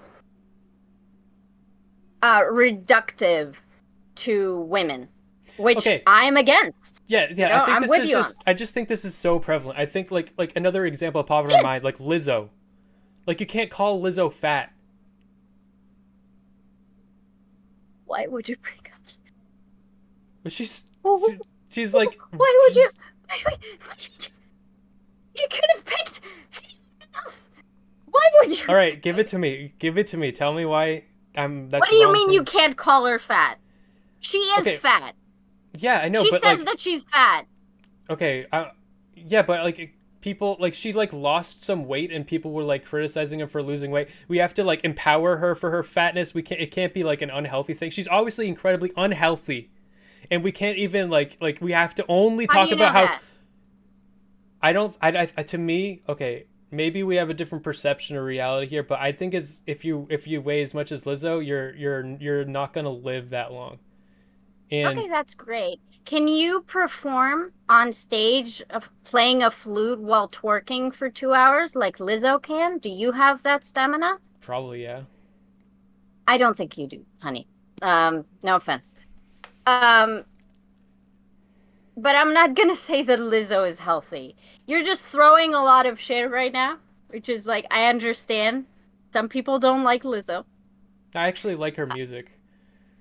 I like her music too. Lizzo is fat. Hmm. That is just a fact. She calls herself fat. She's Yeah. very a lot of her music centers around how she's fat. Yes. She's fine with it. She still finds herself very sexy, very attractive. She doesn't act like, "Oh, I'm fat, so I'm ugly." She's like, "No, I'm fucking sexy, even though I can fit the size of like three skinny men." Okay? Hmm. So, what is your critique? I think that she's obviously incredibly unhealthy, and we're only allowed to say you're awesome because you're fat and you're beautiful and you rock. Like you have great stamina, blah blah blah. You're gonna live till you're 100. No, you're probably gonna live till you're Who's 40. saying that and for what reason? I don't know. I feel like the only people that are saying anything that people won't cancel you for are people saying that. And if you say that you're probably gonna die at 45, 40. You're gonna get canceled, or you're like you know maybe you shouldn't be so like maybe you shouldn't like glorify like being like 300 pounds because like that's actually like really non-healthy and you shouldn't be proud of that. By glorifying, do we just mean that she exists, she's successful, and we don't hate her for it? Is that what glorifying is now? No, like you just said, like a shit ton of her music is about being like the weight of three like skinny men. Like Okay. she's saying she's like I'm 300 pounds and I don't know how fuck she weighs. I could Google it. I'm 300 pounds and I'm proud. Like that. Like She's not allowed to be proud.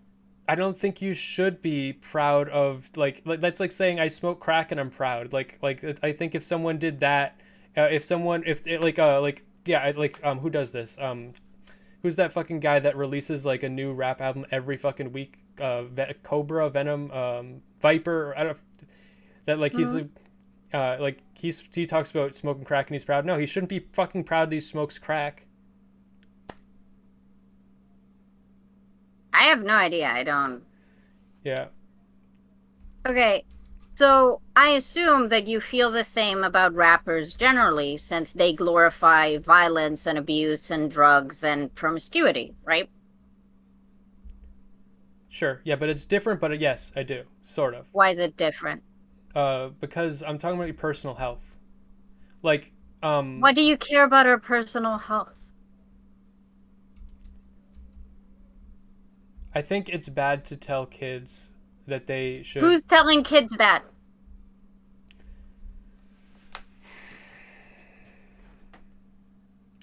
I think that we put Lizzo on a pedestal as a role model for young women, Yes. where Hmm. we do not put Pooh Shiesty as a role model for young men. We say I don't know who that is. Pooh Shiesty is in jail because he did a drive-by. He's a rapper. He was got a lot of notoriety, and we don't say that that guy is somebody you should look up to and idolize and be and like you should see as a hero. But we How do do you say feel you should about see Cardi? Lizzo. Cardi? I'm not as familiar as Cardi as I am with Lizzo for some reason, but I don't know. I can't really say. Okay, that's good. I can appreciate that. So just go on with Lizzo. I just So, okay. yes?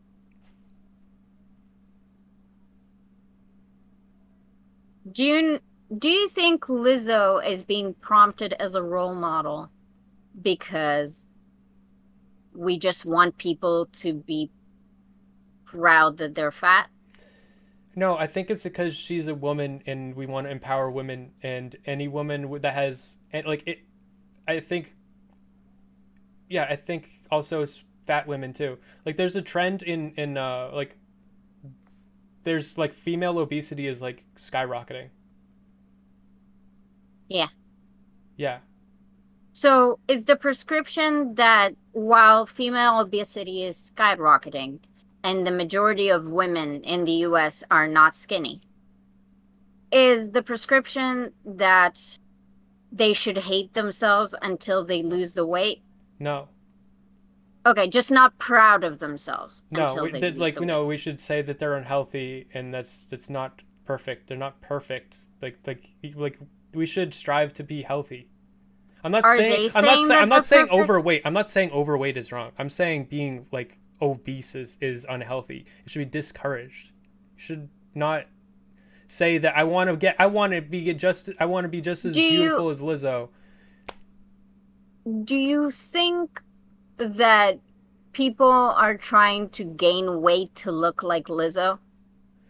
I think that people who are as heavy as her are not are going Hate to themselves less. Yes. hate themselves less. Um, Something that makes me, I'm a pretty healthy weight. Mm-hmm. I'm right on like the healthy mark. And when I start gaining weight, I lose it. And then when I start losing too much weight, I gain it, and I stay on the healthy mark. Mm-hmm. Um, and the drives that make me do that like dieting, like people are like so anti anorexia. Yes, anorexia like you should, like is a disease and it can ruin your life, but intermittent fasting and anorexia are like a short they're the same thing but just to different extents. No, they're not.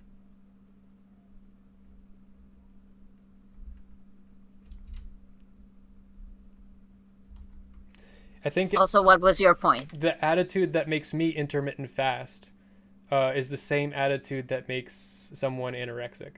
I just have a grip on it. Okay. I How could is it that could be related to the Lizzo thing?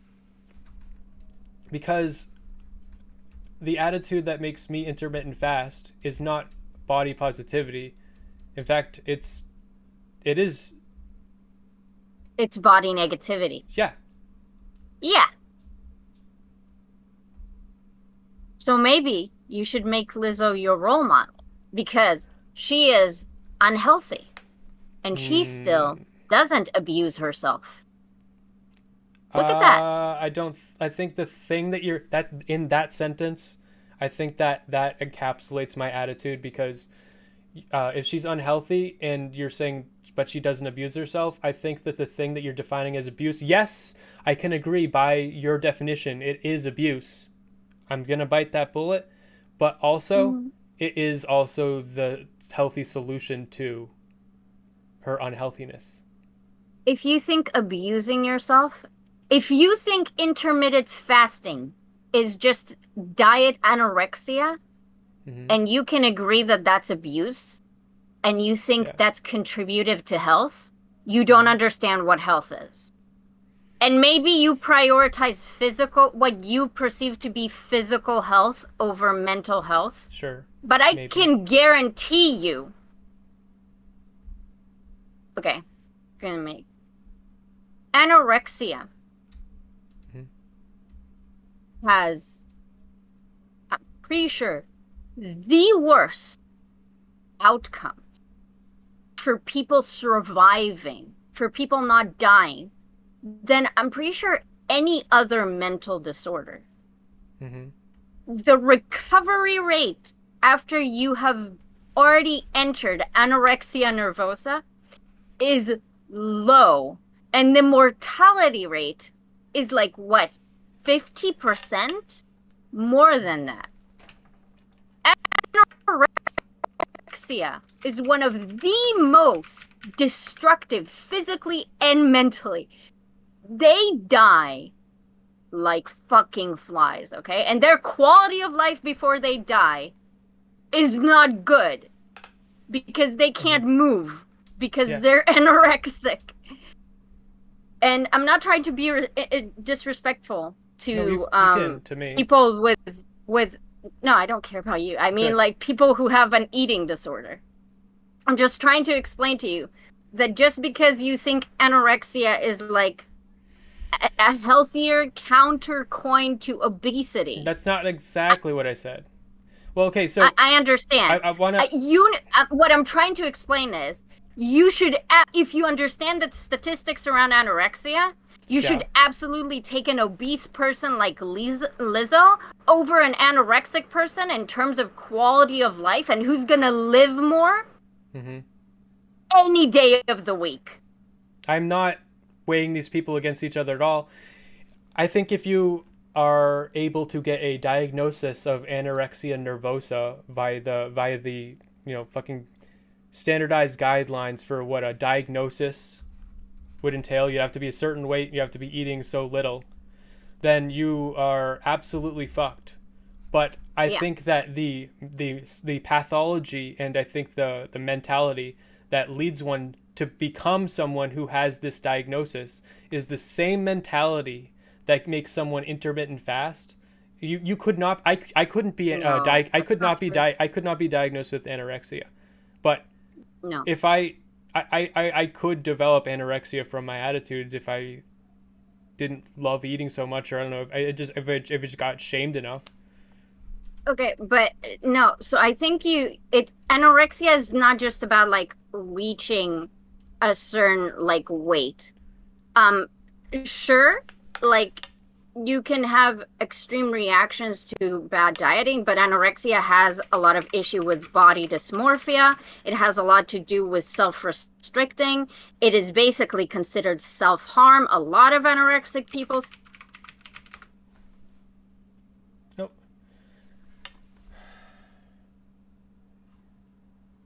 Sorry about that. That's all right. It's considered self-harm. Yeah, it's considered. Basically, I just think, I'm fine talking about Lizzo.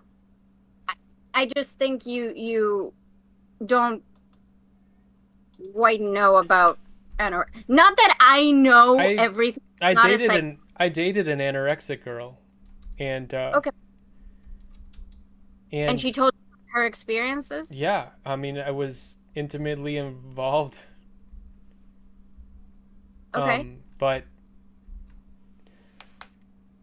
it's just like, so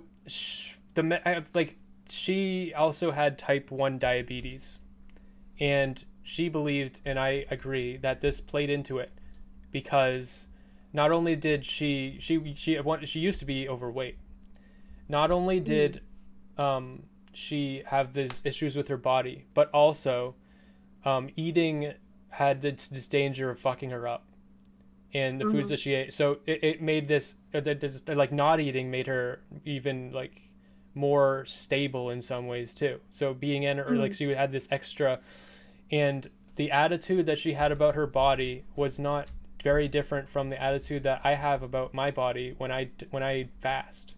and maybe that is unhealthy, and maybe I mean, I'm not going to say it's healthy mentality, but it does keep my body healthy. So I don't think being 100% positive about your body at all times is necessarily a good thing. But I will agree that hating your body is a bad thing. Okay. So let's try to get back on track. I'm not going to dispute your lived experiences. I'm going to be very honest. Go ahead. If your personal experiences while fasting line up with experiences of anorexia, Mm-hmm. I am concerned for you, and I hope you get treated because that is very bad. I Okay, think my I hope experience, very much that is not true, my but experience is I'll do a pinch test on my stomach. If I get too much flub, I'm like, I'm not gonna eat for a day, which is what bodybuilders do. It's what fucking tons of fucking people do. Models do. People that want to maintain a certain BMI and shit. Does like so, but I don't get stuck there. I do. I. But but I could. okay. Do you feel like that coincides with what anorexia is? Yeah, saying that you don't like your body. Like if I allow myself to keep hating my body, like I need to not hate my body. Like Okay, so let me just. I'm pretty confident about this, but I don't want to. So I'm just going to use Google for a second to make sure that I'm not insane. Um,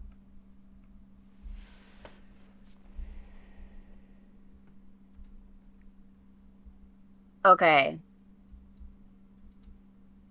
So we're conflating anorexia. Anorexia is just a sudden loss of appetite for food, and that can be caused by cancer, AIDS, or mental disorder, which is anorexia nervosa.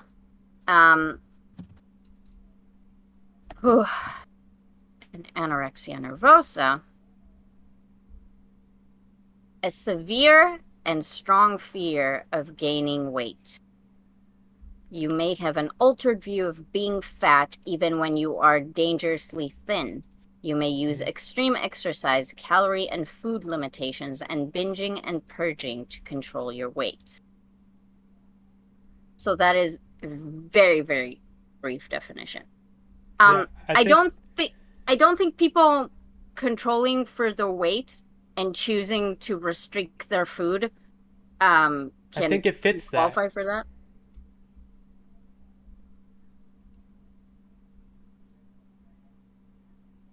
Okay.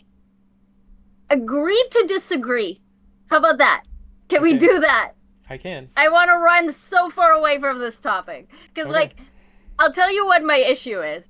I really want to yell at you because I feel like you're deathly wrong, like in a misinformation kind of way. Okay. But I don't feel like it would be reasonable of me to do so. Considering that all I have is like my own personal research and experiences, so I don't have like the authority.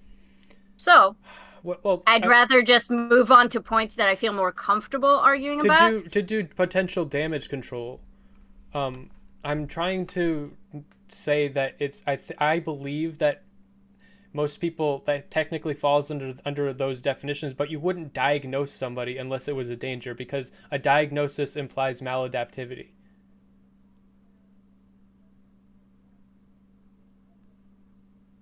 So okay. I'm just saying like I'm not saying anorexia is good at all. Yes. I get what you're saying. I don't think you're saying anorexia is good. I'm not even sure if you can even make that claim because if you pinch your stomach and then you decide to fast, that's not even loss of appetite. That's just you controlling your calorie intake. So Well, I don't even I'll know. fast specifically to lower my appetite.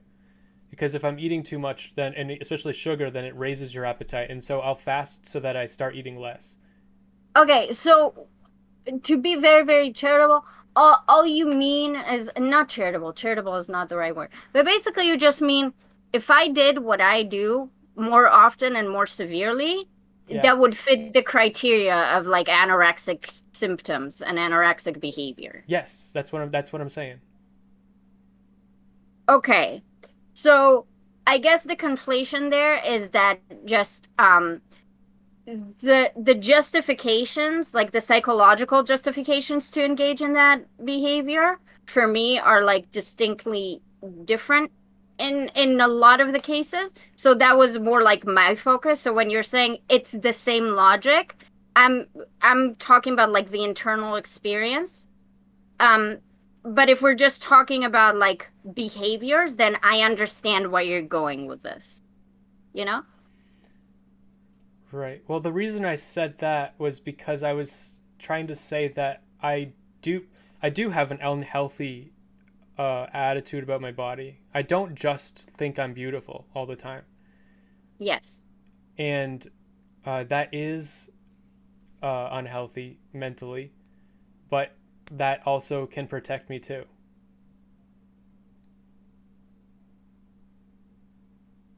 Protect you from what?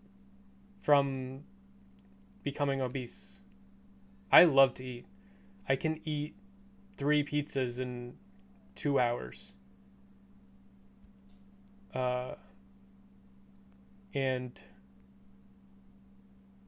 over time, my appetite just gets higher and higher. And then I fast to keep it from getting super fucking high. What about the distinction that you could just be fat but not obese? Yeah, that's where it's unhealthy for me because I am afraid of that. I'm afraid to let myself just be fat. Okay. So there seems to be a lot more fear around gaining weight than the notion of dangerously playing with the concept of potentially being underweight or flirting with the concept of anorexia. Um, isn't that one of the diagnostic criteria to be afraid of gaining weight? Um, yes, but I think it comes from a different place, but I'm not a psychologist, so I wouldn't be able to tell you. It just sounds like when we were talking about Lizzo, that there's a lot of like moral judgment there about what being fat means and what that does to society and stuff. Um, which I don't think is a concern for people who lose their self-worth when they gain weight. If Lizzo wasn't making songs about how proud she is of being fat, I wouldn't say any of that. Okay, so when she says I'm proud being fat, for you, that's advocacy of being fat. Yeah, And you don't like that because it pushes an unhealthy society? yeah. Okay. But no, not just because it pushes that, but we are to be critical of that. Like when somebody says I kill people and I'm proud in a rap song, then we societally we're like, yeah, but like that's not cool. Like we don't actually put that on a person on a pedestal, and people who say you shouldn't kill people aren't then scrutinized like I'm being scrutinized. And I think that we put her on a pedestal and she's untouchable. We're not allowed to criticize that as unhealthy because then you're shaming her. So I have a question. It's clear that you're not putting her on a pedestal. And I can find you dozens of clips on YouTube that don't put her on a pedestal. Sure, I think yes. most men that I would talk to in Twitch poll would. I mean, there was just like last week an obesity panel on Wick, and like most of Twitch's opinions about fat people is that they're basically worthless pigs that don't deserve to live life unless they want to lose weight. I would say that's a hyperbole, but I don't think it is. So hyperbole, sorry. So basically, it sounds like you're upset that some people don't have an issue, or like even the majority of the people are fine with her not desperately trying to lose weight. No, I don't care if she Okay, I'm gets sorry, that's a straw man. That she is saying that she is fine with her weight, that she is proud of her weight. Yeah, we're saying that she is a role model. Like, she shouldn't be a role model because she's fat and proud. Like, that seems like just like someone that does crack shouldn't be a role model because they do crack and they're proud. So I have a question. Is it Marie Curie who was blind? I don't know. It was Marie Curie, wasn't it, guys? Mariah Carey? No, not Mariah Carey. Okay, I don't know who she is. Helen Keller. Okay. Helen Keller. Okay, Helen Keller. Do you know who Helen Keller is? Yeah. She was blind and deaf and Yeah. She yeah. was wait, wasn't she a scientist as well? No, I'm looking for the scientist. Wait. Marie Curie.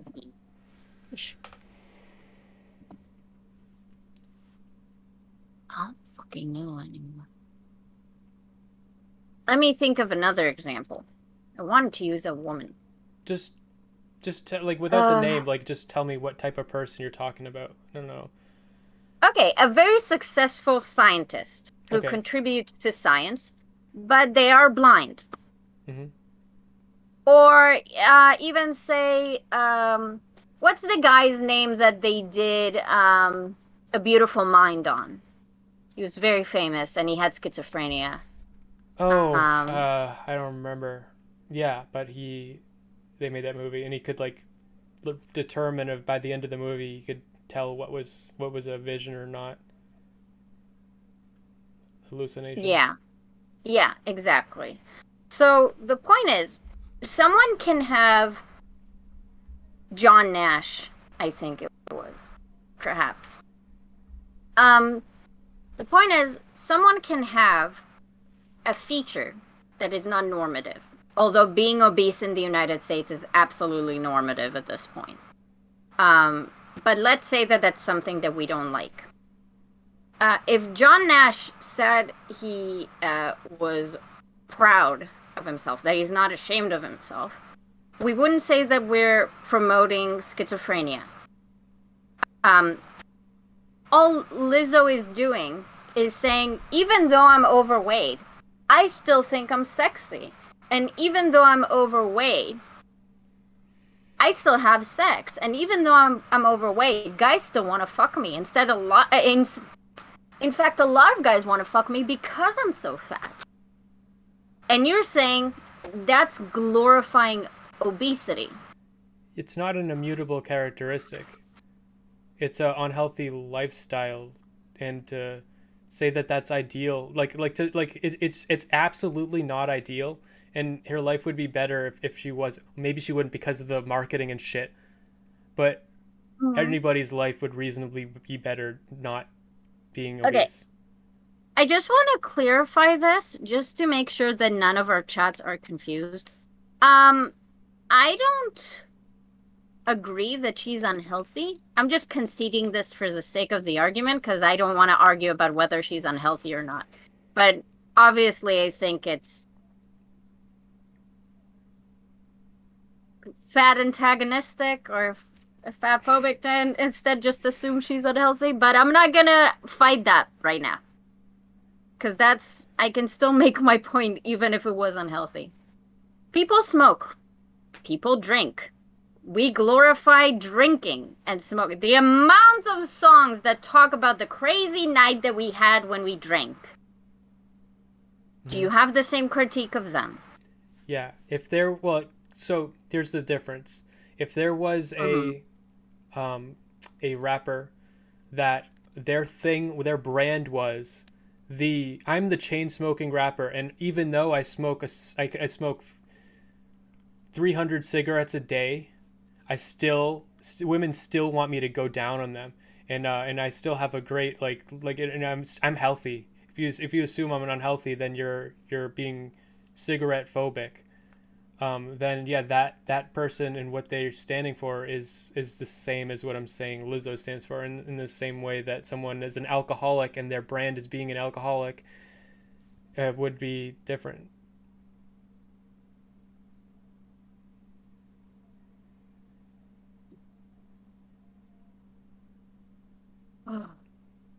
But Let I me know think. you don't agree that she's unhealthy, so we can move on. Or I'm just trying to think if I can even if there's a path forward here. So just give me a second.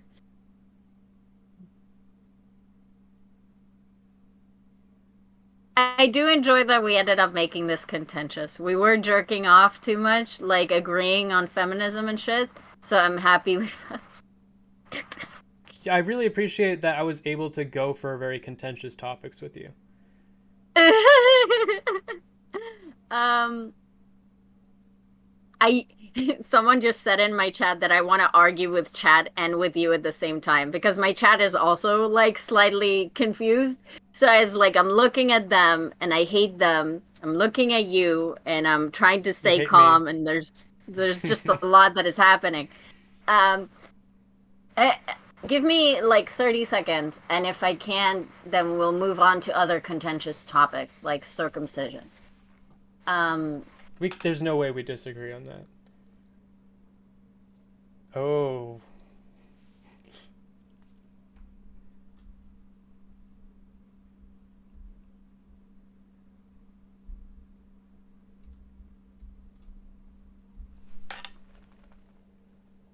Well, being fat is not an inimmutable characteristic.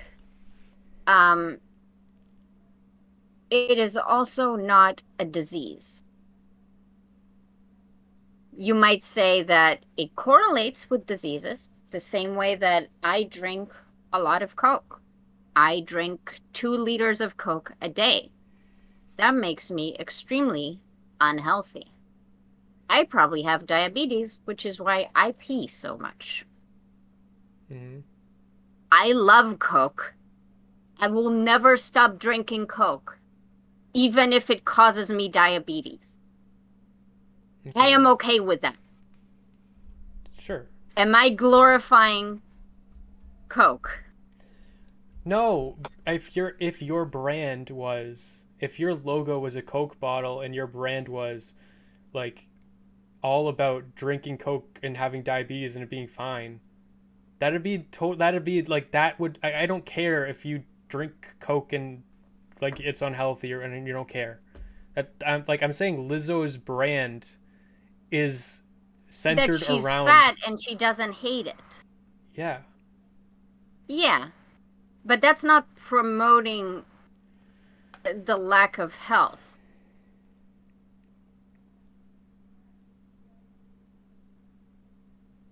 Do you think other people should drink as much Coke as you do if you think it's unhealthy? I think if they want to, like, I don't really care. It's about agency. It's why that's kind of like why I'm not really concerned about the Lizzo thing. Lizzo is not making women fatter. The only thing Lizzo does with her advocacy is making fat women who are horribly mistreated and oppressed in society and that feels like absolute garbage about themselves because everyone always reminds them that they are unhealthy, unattractive, and are lazy people feel like I'm still fuckable, even though I'm fat. I have value as a human being, even though I'm fat. And I'm like, oh my God, she makes people feel nice about themselves, even though the rest of society thinks they're garbage because they're fat. Cool.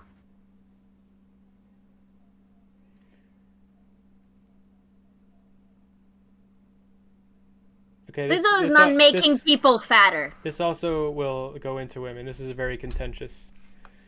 This will Please. probably be the last one because this might take a while. So what do you think about social contagion?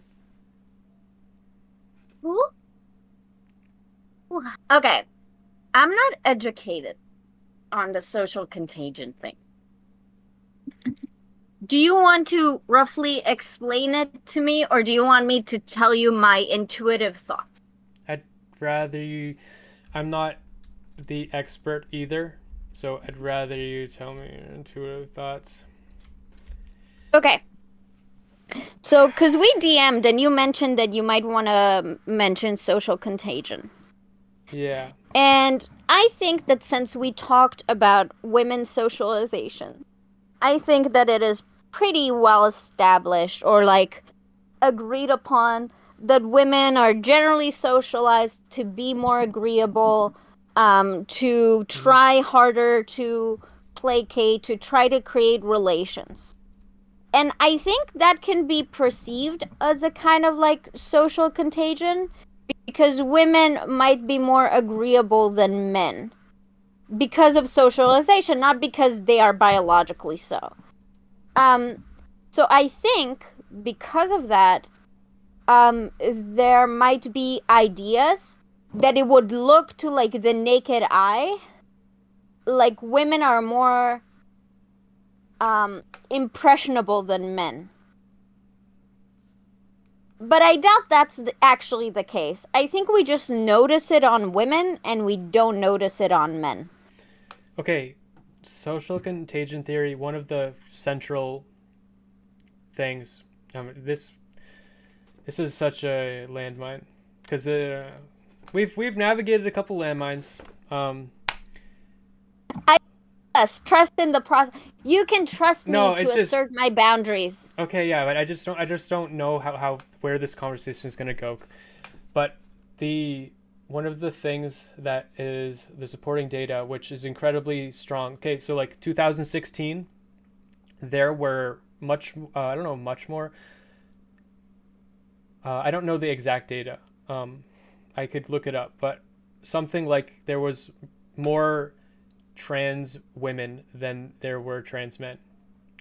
The rate at which trans men are now a thing is grown exponentially to the point where they're now right now in 2022, in a span of 7 years, 2023 now, there are way more women transitioning to men than men transitioning to women.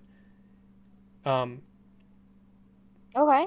And I believe that women just hate their role in society and they hate being a woman. They're frustrated with being a woman. Going through puberty fucking sucks, and you're being given this out. And Do you think being a trans man is an out from being a woman? for some people, they see it that way, and they hate themselves. They hate their womanness, and they want to escape it. Do you think That's not everybody. so? That's Are not you everybody. It's not every. I'm not saying this is all trans men. There's a lot of reasons to be trans, but this is one reason, and I think this so? one reason is a social contagion. Not all reasons. Yeah, it's good. I'm not gonna attack you. Like I don't need to strawman you on this. I'm pretty confident. So like you don't need to worry. Like I'm treating this in good faith. So you you can calm down. Um, what I was gonna ask you is, so is the implication there is that their gender um is truly that they are women, but they're transitioning because they're trying to escape being a woman, or that they genuinely think that they are a man, but they wrongly believe that. Um, the answer to that question isn't something I know for sure. I could tell you my inclination, but that's Mm-hmm. not exactly pertinent to the data that it's just exponentially grown and now there are far more than trans women. What's your inclination? My inclination is that so I wanted to transition to being a woman, and at one point, and for me, I both have an autogynephilic fetish, but I also, being in art school, I saw like certain type of women that really excelled in being an artist. They had the element of like being a geisha, and I think there's certain elements of being an artist that for me I saw, and from my perspective, my biased perspective, I just wanted to be a woman. I didn't feel loved as a man, and I hated being a man, and I wanted to be loved, and I thought women were loved. That's so what is for me. I think that in a similar way, I think a lot of women, young women, hate being women, and they hate how people are treating them, and they hate Because they're placated all the time, right? And that's why they shit watch like that violent porn. shit like that. Or maybe not because they're placated, maybe because they're sexualized all the time, maybe because they hate being a fucking sex object all the time to everybody. There's a lot of reasons to hate being a woman that are totally valid. There's a lot of reasons to hate being a man, and I think that it's very attractive to a lot of young women, and if it's seen as cool, and people, there's so many videos about like how like people will get like top surgery, and then they'll like brag about it, and they'll I mean if you get top surgery, you're gonna want to show it off, but it's just there's so much out there of how cool it is and how it's just a viable escape, and I think that that's comes at the cost of actually tackling the issues that make women hate being women and make women so unhappy in society. And it's just we're kind of putting those people under the bus. So, which That's answer is that from your intuition? that's just That how I they, feel. yeah, but I don't know which one it is then. Is it the one that they think they're actually men? Or Well, is it it the doesn't. one I where don't know. they do identify as women, I but don't know what they actually think they are, but that's why I think that they do the behavior that they do. okay. Can I give you a personal story? Yeah. When I was 17, I became a very close friend with a girl. She was a lesbian, and she was super into me, and we got into this like friends with benefits situation, and she really wanted me to come out actually. So we can be a couple, and I was like, I don't know what you're talking about. I don't want to be a couple. I just like hooking up, and I like that you like me. So I don't know what you want. Anyway, she started wearing benders, if you know what that is. Do you know what a bender is? A binder. A binder, sorry. Mm-hmm. And I think it was roughly like a year after I knew her, and then she told me that she's trans. And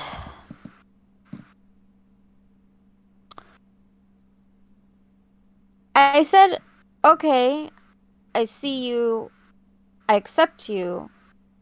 But as they were starting to come out as trans to people, and as they were talking to me very excitedly about wanting to get top surgery and stuff like that, and they were not 18 at the time, so they were complaining that they weren't allowed to get their top surgery. I had multiple conversations with them where I very explicitly told them that I think they just hate themselves for being a woman, and that they hate that they're a lesbian, and that maybe they just think that they are trans because they don't want to be a lesbian, and they think that if they were a boy, Then you would be open about the relationship, and they wouldn't have that kind of a. I don't think it has to do with me, but like basically that they had a lot of shame around like being a lesbian, and they didn't like being a girl anyway because they weren't a very good girl. So maybe if they were a guy, it would be more advantageous to them socially. And they told me I was wrong. They were very respectful. They still had me as a friend, even though they didn't have to.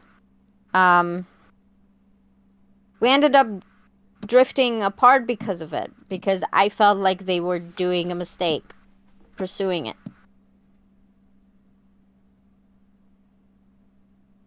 I was very angry at them.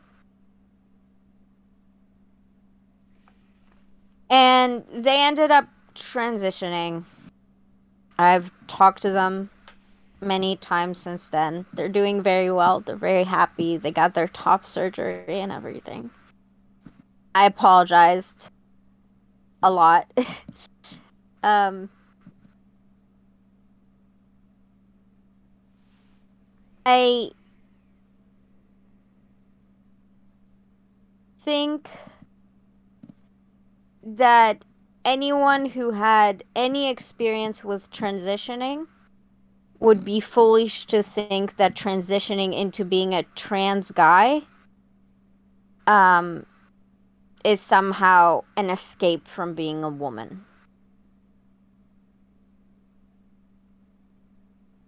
And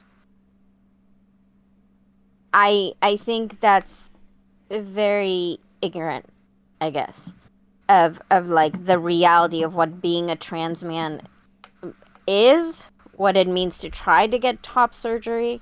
So again, this is kind of harkens back to Lizzo, and it's like, if I were trans and I got a surgery that removes my boobs, which is something that has always triggered my body dysmorphia, and not dysmorphia, sorry, body dysphoria,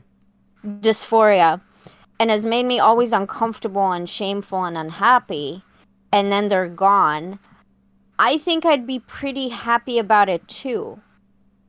Sure. But I think there's something incredibly misogynistic in this notion that's like, well, clearly women are very, like, desperate and needing of attention. So if they can get attention by coming out as trans men and cutting off their boobs and then getting praised for that. I'm saying they might even want less attention. It's not what you're saying, but that does come with some of the implication of what you're saying. No, you're saying that they are pursuing an easier life as a trans man, basically. I'm saying that they hate being a woman. I don't know about easier, and I agree with everything you said about if you have any kind of understanding, you would be foolish to really believe that transitioning is going to help you, let you escape being a woman. And I agree with that. But I think that a lot of people that want top surgery and that are transitioning are not. I'm a 29-year-old guy, and that seems obvious to me. When I was 18, no, it was not obvious to me. See, this is what I mean. I think if we both agree that it takes, like, smarts to realize that transitioning is not going to make your life easier, I can't see it as anything but, like, the pure infantilization of, I don't care if they're teenagers. Like, if you're a girl, let's say you're a girl and you don't actually have body dysphoria, and you're just you just hate being a girl and you want to stop being a girl, and you enter the process of transitioning into a guy, you can't enter that process and just have it be easygoing and not realize the amount of hardship that it takes to become to do the process, you know? Like, are we claiming that trans dudes literally get accepted by their male peers at school as teenagers? Are we claiming they don't get bullied and don't get laughed at? Are we claiming they're still not being perceived as women? Like, no. We're not. So, isn't it incredibly condescending to think that 16-year-old girls are incapable of realizing that transitioning into being a man is actually quite difficult and doesn't solve any of their problems if they are not genuinely interested? When I was 16, my plan in life was, I wanted to do fucked up shit. Like, I wanted to do shit like I wanted to be homeless, and I wanted to, I just had no perception of the ramifications of my actions towards my future. I don't believe you have that until you're older. And I I mean, when I hated my I had dysphoria in some ways. Um, I hated like my body hair. I was like a femboy, and I would like shave all my body hair like 3 times a week or more. And uh, for me, I've grown in a way where I've decided it's important that I not be ashamed of my body hair, and because it sucks to shave. I don't like shaving. So I learned to love my body hair and feel beautiful when I don't shave it now. Do you think everyone does that? No. Yeah. But I think that's hard, and I think that I wanted to transition. I asked my dad to support me. He said no. And had I gotten more support, I would have transitioned.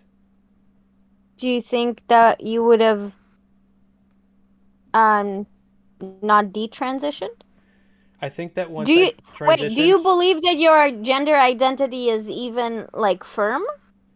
I don't Because if it's have fluid, I then don't it's I don't have an internal sense of gender.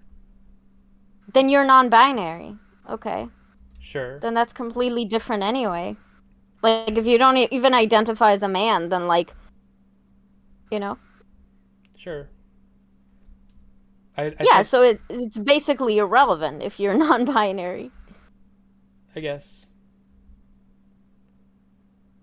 I can tell you my own personal story. When I would always tell people that I wish I was a boy. I wish I was a boy. I wish I was a boy. I wish I was a boy.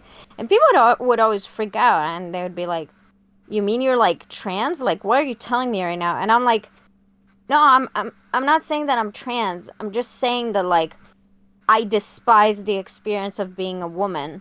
I despise how people see me. I despise how I'm being treated. I'm incredibly envious of men and their power and their privilege. And just the fact that they're not a hole to be penetrated, but they are the one penetrating. And I wish I didn't have to bear the humiliation of just being a hole to be used. I would much rather be the user than be used. And that's how I looked at like sexual dynamics. Mm-hmm. And people are like, so what are you saying, that you're trans? And I'd be like, well, no, I don't think I'm trans, because even though I hate being a woman and I despise every moment of it and I resent men for being men and I'm shameful in myself that I'm a woman, I just said I'm a woman like 3,000 times. Like, I identify as a woman. I might hate my own existence. I might be a self-loathing woman. But I don't identify as a man. Like, a man is an antagonistic force to my sense of identity. I could like... And then I also, I shaved my head bald at some point when I was 18. And I wear very baggy clothes a lot of the times because I worry that if I don't, people will look at my breasts. So that led to people for an extended period of time of like a few months, not being sure if I'm a girl or... Uh-oh.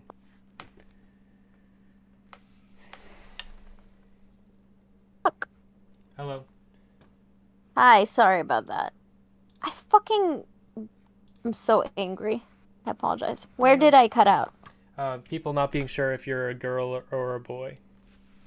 Yeah, people weren't sure if I'm a boy or a girl because like it's very culturally unusual for women to have short hair.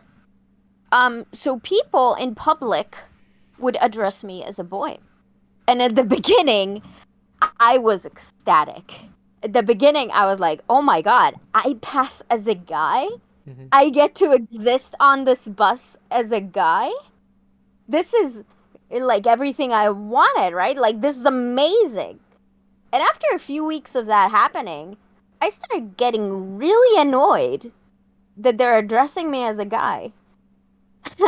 and then I realized how much how like sure it was a novelty, but it had passed, and then I started getting offended that they're assuming that I'm a guy, because like okay, I have short hair, but that doesn't deny the fact that I'm a woman. Like how dare you?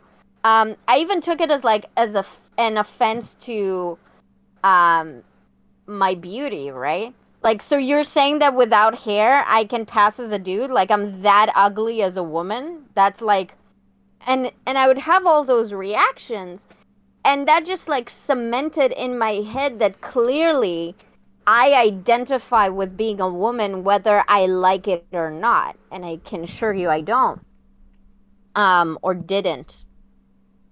So in the same way that you have your experience, I just gave a very, I feel, contrastable like counter experience, right? Sure. Yeah, it's very interesting, insightful. Yeah, the problem with what we're doing, and I do enjoy that we get to tell personal stories, because in debates I try to stay very away from that. But Zonia, I actually asked Zonia about you, and she told me you were like the origin, like you originated from like Mr. Girl. Yeah. So I can absolutely see like the influence of like my personal anecdotal experiences like guiding my decisions. And while I don't believe that it's any reasonable way to draw conclusions about the world, I do just enjoy the novelty of like being with a discussion over something where I just get to pull out counter anecdotes and it's considered like as counter evidence. Well, we're It's just just we're true. we're both talking about how our perception. We're not really saying a fact here, because we're not saying we can prove it, right? Like I understand my bias and I want to acknowledge it. Um, So basically, I think that people who find the social contagion theory viable have an issue with infantilizing women to a terrible degree. Have a slightly misogynistic take about how impressionable women are compared to men. but you said An they might example, actually be. You said they might actually be impressionistic, impressionable. yes, but then I wanted to run something by you because I think I have a counter argument. You know how I said they might actually be, but I also think it might just be possible that we notice it in women in the way that we don't in men. So think about the whole like Twilight phenomenon and like how a lot of young girls were very, very into it in a very obsessed kind of way, right? Mm-hmm. And society took notice, and people really hyper focused on how dumb impressionable teenage girls are for like liking this stupid book and movie, right? Yeah. But then there has been, and for decades have been, a huge movement, especially in male dominated crowds, to loving Star Wars. The fandom of Star Wars in a lot of ways is a lot more powerful than any fandom that Twilight has ever had. But we're not But talking we about don't fandom. treat I'm not talking those about fandom. fandoms in the same way. But I'm not talking about fandoms. I'm talking about like things like I'm trying to think of something men do. Rape? Yeah. Watch porn. Jerk off. No, that's just Be access toxic. to it's just access to a technology. But I'm talking about like things like changing your like life and like how you yourself and your identity. Like women change their clothing based on trends like very like frequently. And I think this is like we just market things to women in such a way. We treat women like children, and we kind of I think society needs women to be kind of stupid and impressionable. Do we agree that men, for example, generally avoid wearing pink? Yes. Do you not see that as an example? They're changing their behavior. Sure. Well, I don't know where that changed from, but at some point I could assume it changed. But it might have been a very slow change. But a change that a good example would be men wearing pink is like a trend. I do it. I have some pink clothes, and then that would be like I'm breaking that so that I can do this new thing, and that'd be a social contagion. You could say that men wearing pink is now a social contagion in some small degree, but we observe that phenomena That's happening. just if by social contagion we That's just not mean a good, yeah, it's just that just because sounds like trends. a diagnosis is only useful in its maladaptivity. There's no reason to give someone like so. For example, narcissistic personality disorder. What about 40 years ago, a lot of people today, if you sent them in a time machine 40 years in the past, to a psychologist, diagnostician, or whatever, they would be a narcissist. But who told you that? in today's society, a lot of things that we considered maladaptive then are now actually adaptive. To be an influencer, Who told you that? I did. Okay, I can't just let you say that though. Okay. You have to like I Okay. Okay. what? We're gonna look it up. Okay. Please do. So yeah, this is something that we an issue that we have come on with defining anorexia, but in general, mental health diagnosis is not a very solid thing, and the thing that makes it poignant to diagnose somebody is its maladaptivity. And so I'm aware. Yeah, but what I'm saying is in today's society, behaviors that were maladaptive 40 years ago are now necessary to be, like, if you are going to be an artist or an entrepreneur or an influencer online, you're going to have to develop traits that are considered narcissistic, and you're going to tick more boxes in the diagnoses of narcissistic personality disorder. Okay. I need us. I'm fine with you saying narcissistic traits or narcissistic behaviors. Narcissistic personality disorder is not the same thing. So if you want to make that distinguish, that difference. I don't think that this is something we're disagreeing on. Is I don't think that diagnoses are a real like, I don't think someone with narcissistic personality disorder has a specific thing in their brain that makes them that way. I think that they've developed into a person with enough of these traits that map onto each other into what we can define as this cluster of behaviors is called narcissistic personality disorder. I don't think that it's actually a physical. That's wrong, because especially with diagnosis of personality disorders, the internal being of the person and why they do what they do is highly relevant. It's not just about clusters of behaviors, it's also about the reasoning behind that behavior. For example, there's a difference between some people get misdiagnosed with narcissistic personality disorder or with borderline personality disorder because there are subcategories of both of those categories that their behaviors overlap. In fact, in the cluster B, which is the dramatic cluster, histrionic, borderline, and narcissistic all share a lot of behaviors. Sure. But they are distinct categories because of like the reasoning behind those things. Yeah, but now, we invented those categories because we wanted to make that distinction. Of course we do. Sure. Of course we do. I'm not disagreeing that that mental health diagnoses are stuff that we made up and categorize, and we can categorize them differently, right? Yeah. Personality disorders that we diagnose today, next time the DSM comes out, they're gonna say they don't exist anymore. Then what? You know, like, I obviously acknowledge that. What is the organization?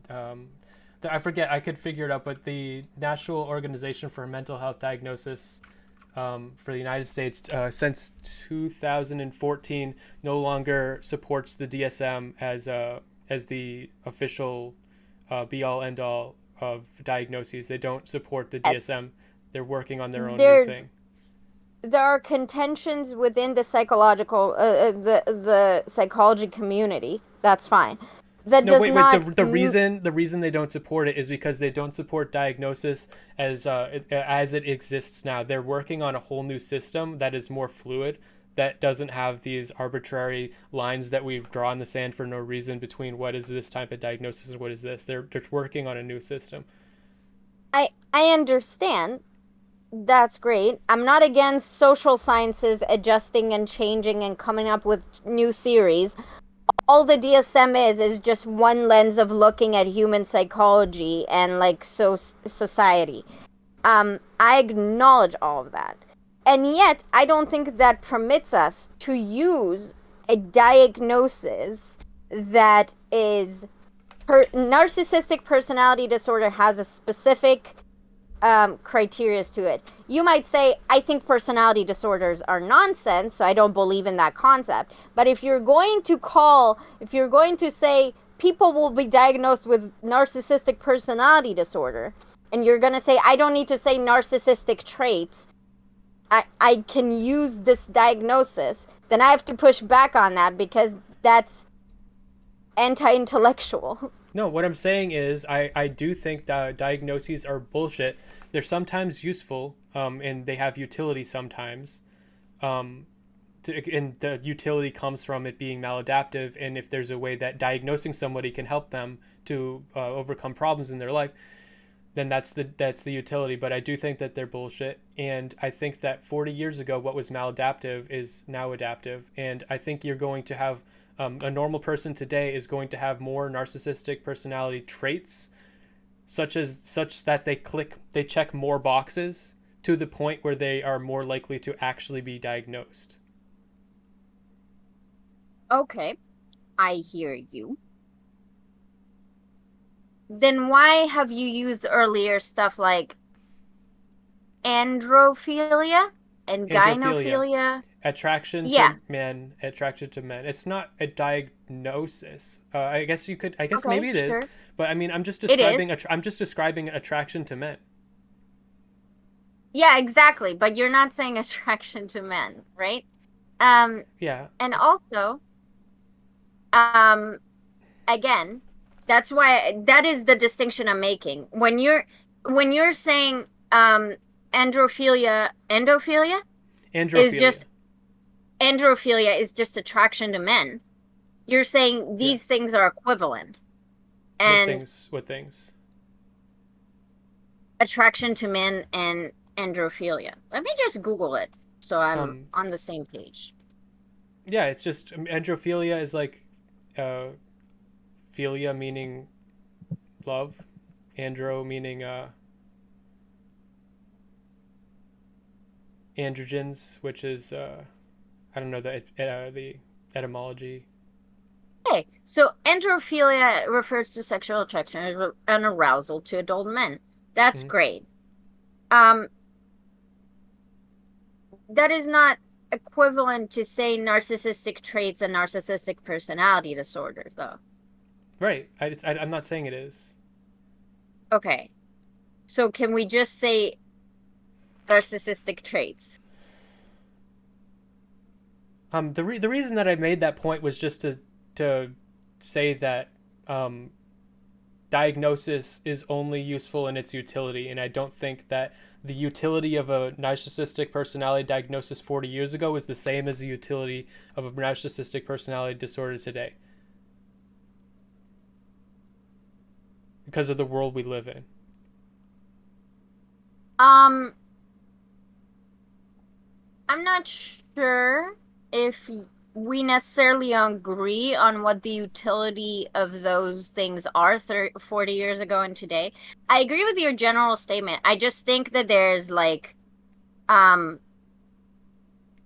don't know. It feels like there's a certain attitude of like, I don't think that diagnoses are like etched in stone, right? That's not really where I'm going with it.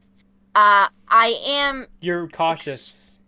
You're Yes, cautious. I'm extremely bothered by simplification and dismissal of because it's not that I necessarily want to glorify diagnoses. It's just that a lot of our society, the way people get medication, the way people get financial support, the way we react as a society to certain things is dependent. It's kind of like saying, well, a lot of people have cancer, but it's benign, so we don't call it cancer because it's not dangerous like like cancer. It's just benign growth of cells, and it won't harm you.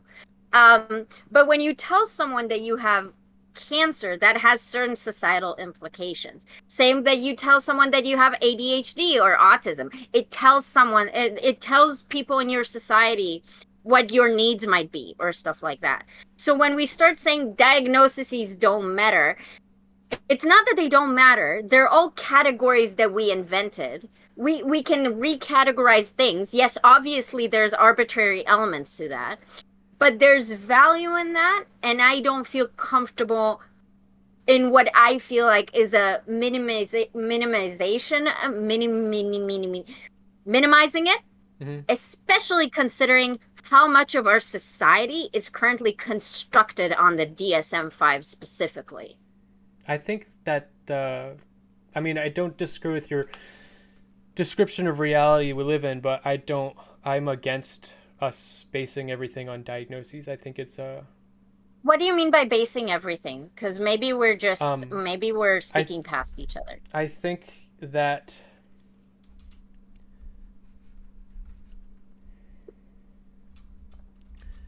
I have a ADHD diagnosis.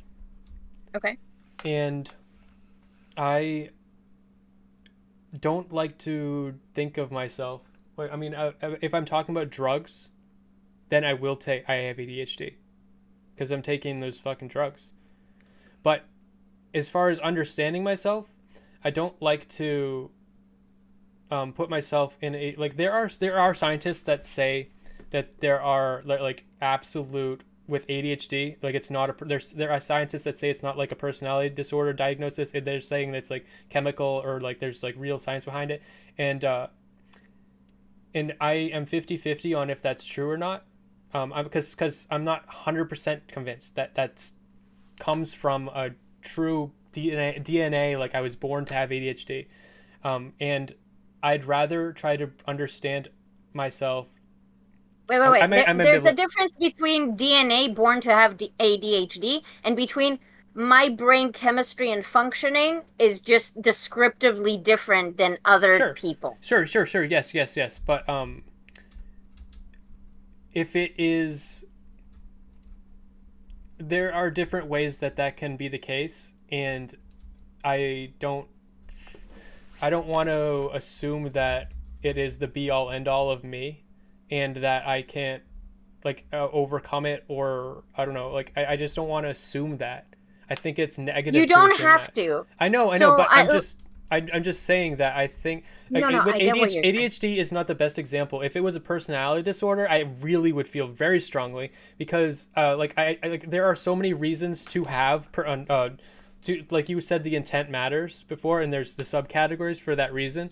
I think there's so many reasons to have certain behavioral traits that fit into various personality disorders that it really it can actually be a hindrance to actually overcoming and understanding your issues.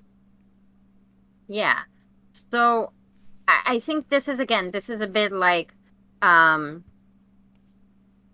what's it called?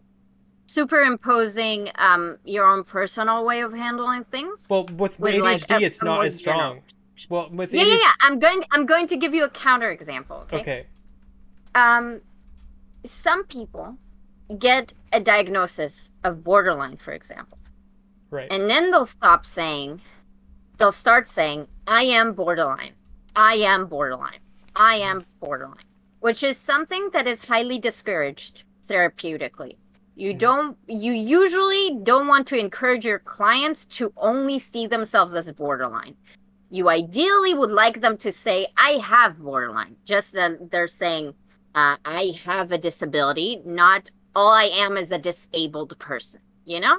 Mm-hmm. So that is your perspective, and I understand that. For other people, there's a certain element of empowerment with their diagnosis. So some people feel disempowered by their diagnosis, and they feel discouraged and like they have nothing they can do. And some people feel very empowered when they get a diagnosis because suddenly there are books they can read, there are worksheets they can fill, there are like infinite amount of information online. They can learn about themselves, and they learn to conceptualize themselves and their experiences in new ways, and they find that very helpful for gaining insight. And both of those options are valid. I think it depends on the person. And this is where I would agree with you about the adaptive versus maladaptive. If you got a diagnosis and it adaptive, is disempowering. If it's adaptive, okay, sorry. If you got a diagnosis and you feel like it's disempowering for you, I don't want you to dismiss your diagnosis, but I'm completely okay with you saying, I got a diagnosis, but I don't feel like this is the path of treatment for me for what I'm going for. So I have this diagnosis, they say that I have it, and I'm just going to do me. If it's empowering for you, great. You can use your diagnosis to get tools. And both of those options are valid. It's just when we start saying, well, I feel disempowered by my diagnosis, so let's not put an emphasis on diagnoses. It doesn't really fit with how we construct society. We use diagnoses, medical diagnoses as well. Yeah, well, here's another example. Like, I don't think you're giving me a counter example. You're giving me a counter framework, but I have another counter framework. I have another counter framework. I think we're doing this. We're having the same argument over and over in different ways about how different topics. Yes. Yeah. Absolutely. Yes, because because every topic. Because you have a certain lens of analysis that you apply to every topic the same way I do. Mm-hmm. So every new topic, we continue to like assert our own like. So until one of us fundamentally change the lens of analysis, we can only like reintroduce each other to this is what my lens of analysis says about this topic. Yes. You know? Yes. But what I was going to say is I think a diagnosis can be like a crutch. And if you get diagnosed with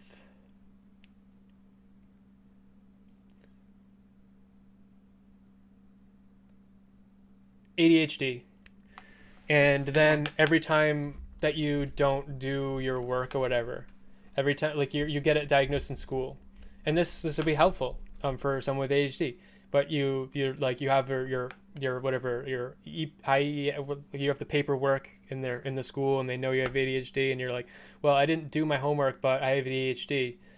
I think that will result like that will be short-term helpful for you because they'll be more accommodating. And in fact, I think that the fact that they're going to be more accommodating to you in this scenario is going to, you would be better off if they weren't. If they treated you like everyone else, you're going to learn more coping skills and you're like, so you might learn more coping skills. That's true. You might also feel very shameful and not be discouraged from studying if they treat you like that. There are many options available, right? You just see the options that you see through your lens, and I see counter examples. This conversation has gone like, this is where we are now. But what I want to say about ADHD is I've taken the meds for a long time, and I developed and grew up taking them to a large degree, and I developed a lot of coping skills for all the negative things people say about them. So when people say they start taking ADHD meds and they say, oh well, I hate this about it and I hate that about it, I'm like, I've been there. I learned how to cope with that a long time ago. It's not an issue for me.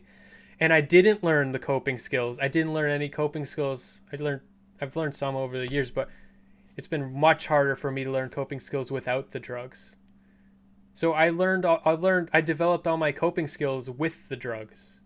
I can cope with the drugs. I can't cope with not having the drugs. Okay.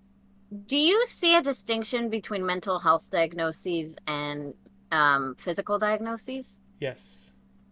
Why? Because we don't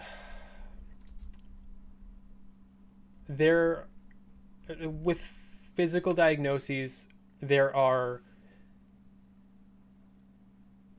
like tests you can do to replicate things in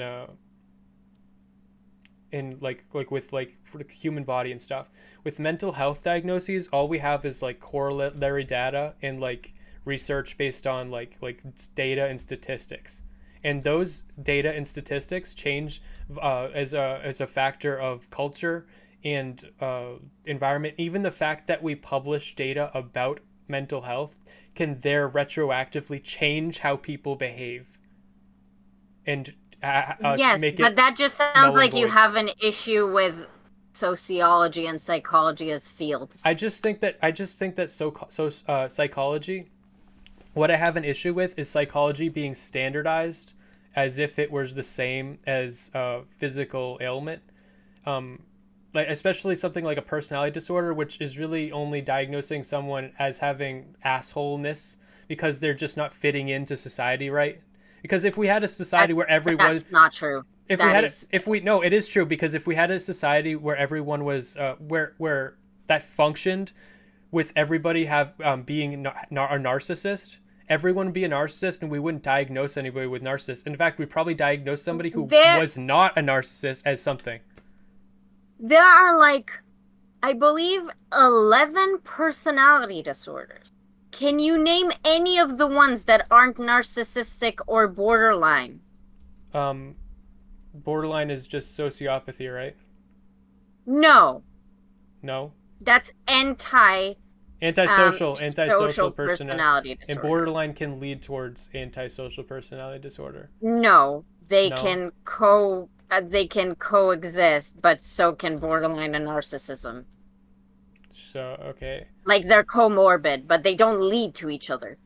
Okay. But borderline is curable and antisocial is said to not be. Borderline is not. Personality disorders aren't considered to be curable. They're considered treatable.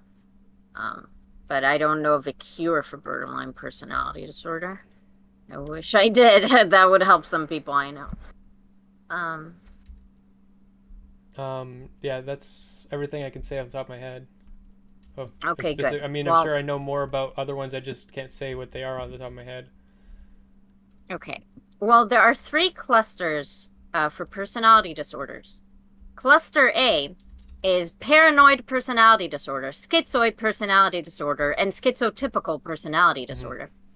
Cluster C is avoidant personality disorder, dependent personality disorder, and obsessive compulsive personality disorder. And Right. Cluster B is the cluster that everyone's afraid of and can't stop talking about online, which is antisocial personality disorder, borderline personality disorder, histrionic personality disorder, and narcissistic personality disorder. So, when we talk about personality disorders, we need to have a bit more nuance, because schizotypical personality disorders are not known for being assholes. Yes, they don't fit well into society. That's what I meant. I just meant because the ones we were talking about are like so someone's a narcissist. Like, the reason I said asshole is because of the narcissist example. Because if we had a society where everyone was a narcissist, we wouldn't diagnose people with that whatsoever. In fact, people that are what we consider normal now would have a diagnosis, and that society is entirely plausible. Yes, I think we're heading towards that. The conceptualizations of what mental disorders are is obviously influenced by the general direction society is going, because we're always measuring the anormative with the normative, and if the normative changes, so would what is not normative. Right. But that doesn't invalidate what we currently have. I'm no, yeah. It just means that it's a reflection of our it's just so.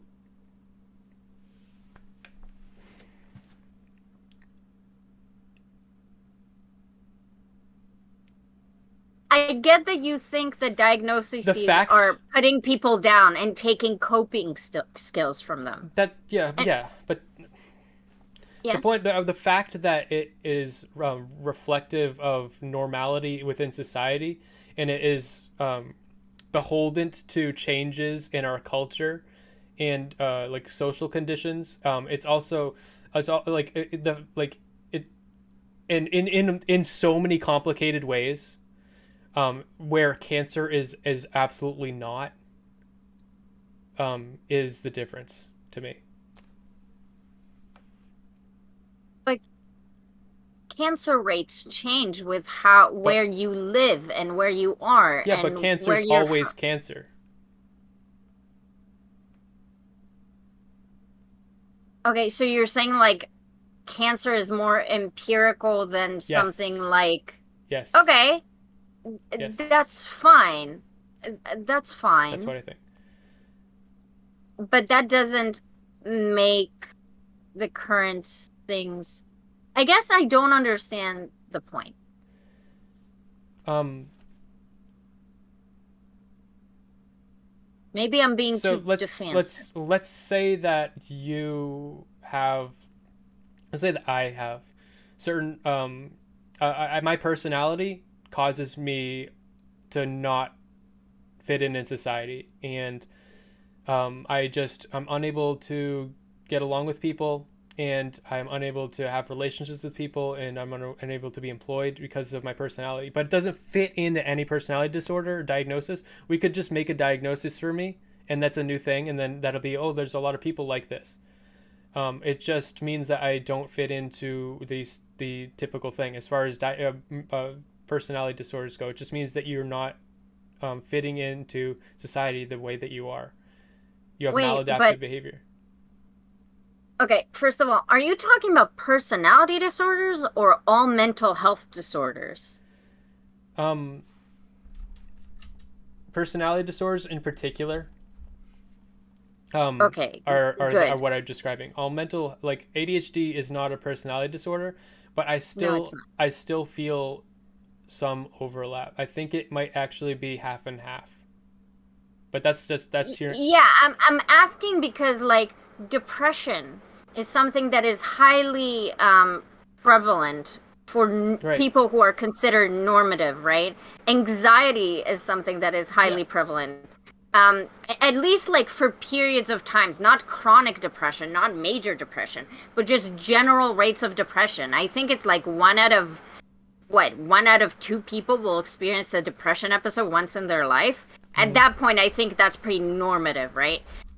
If we're talking about personality disorders, there's more criteria than just you don't fit into society. It needs to be harming you in some way. That's what I mean. I'd okay. I mean, I'm Okay, so that's saying what you mean by maladaptive yes. to yourself. Yeah, but there could be a society where it genuinely is that's why I was saying, like, the things that it takes to be an influencer today. You have to like constantly be like branding yourself and like marketing yourself, and like you have to like constantly be trying to be the center of attention and shit like that. If you were to express, if you were to, I think if you were to take like a really successful influencer and put them in a time machine 40 years ago and like have them just try to get a job and shit, they would not fit in, and people would be like, there's something wrong with you. If you took Okay. Mr. Beast. And what is that meant to convey? Like, and what is the point you're trying to convey with that? So I'm saying that it's only a disorder is in relationship to, I was trying to say that Relative to something. Yes. that's why I'm saying that it's different from cancer. Because if you took someone with cancer right now and you put them in a time machine to even before we knew what cancer was, they're still gonna die because they still have cancer. You know, the thing, they're not gonna. Yes. They wouldn't be diagnosed necessarily with cancer because we might have not had the category for it Right. at the time, but they would have died from cancer. But obviously, Um, for example, 200 years ago, it would be considered very maladaptive for me to speak up against you when you're making your points, you know? That would have been a very bad call for me to do. Woman type thing, right? Yes. I mean, to be fair, okay, yes, hysterical woman, lobotomy, the whole shebang, right? Would you say that would be an accurate diagnosis? Well, here's the thing. That's what I'm trying to say. Like, I don't respect the diagnosis in either case. I think I only respect diagnosis in its utility. So in case by case, so let's say that, like, so no, in your case, no. But like, I could imagine like there would be like a case, there's theoretically a woman that would be hysterical back then who like genuinely like would have benefited from, I don't know, not a fucking lobotomy, but I guess that's not a good example. But I'm just saying, I think I get what you're saying. So I think the disagreement is just about that. I feel that your language, I think it comes from a good place. And I think if you had worded things a bit differently, I wouldn't have jumped at you the way I did. You're cautious. Yes, because what I was going to say is that I feel like that language is like irresponsible. As I said, I do think that we can glorify diagnoses too much, and we need to understand that even if you could, okay, for example, we were talking about personality disorders, right? Mm-hmm. So in the diagnostic criteria, it says, for example, for borderline, that there needs to be a disruption to this person's life in 2 or 3 different areas of their life. So like work or family or friends or social circle or whatever the fuck. Because you might fit all of the criteria, but if you're living a happy life, you will not answer the diagnostic criteria, right? Because it's not maladaptive. You're not unhappy, right? So in that case, you just wouldn't be diagnosed with that, even though you fit the criteria, right?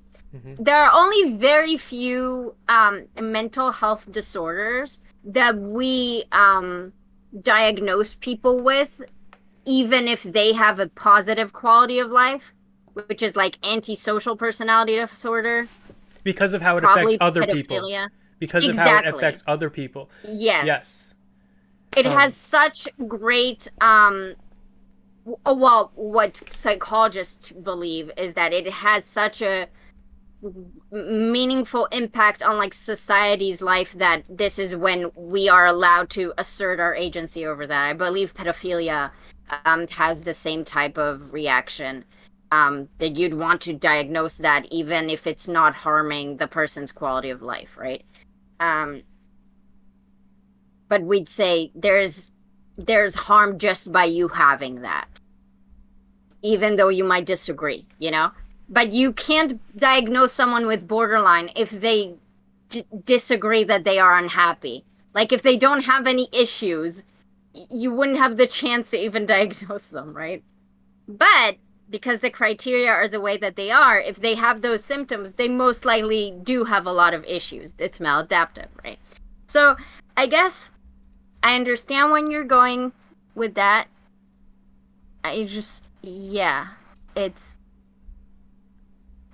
think it's difficult for me to just be on board with what you say, but I understand why you're saying it.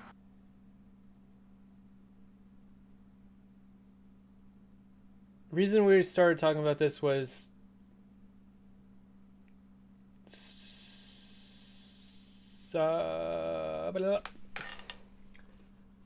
yes. What? social contagion. Yes. And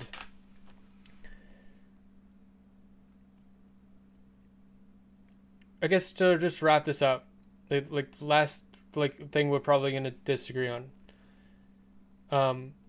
I have you been are you privy to the trend of like self-diagnosis on TikTok? On TikTok specifically, no, but I'm aware that there's this tendency to self-diagnose Okay. online. Part of the data and the rationale for social contagion theory is that there are a lot of young women that are now getting diagnosed with shit like Tourette's at a much higher rate than they ever were before.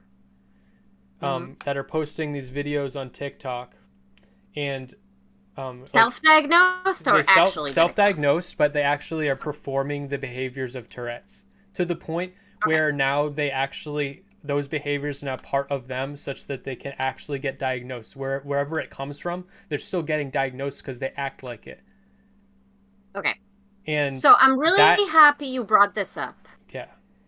Because I think this exemplify why I was so adamant on like the previous part. Okay. We need to gatekeep diagnoses because people will self-diagnose and there's some value in that, but self-diagnosis is not a diagnosis. And once we start dismissing diagnoses, we are losing the fucking plot. Well, no, but those people I'm talking about, they are actually getting diagnosed. I know what you're saying.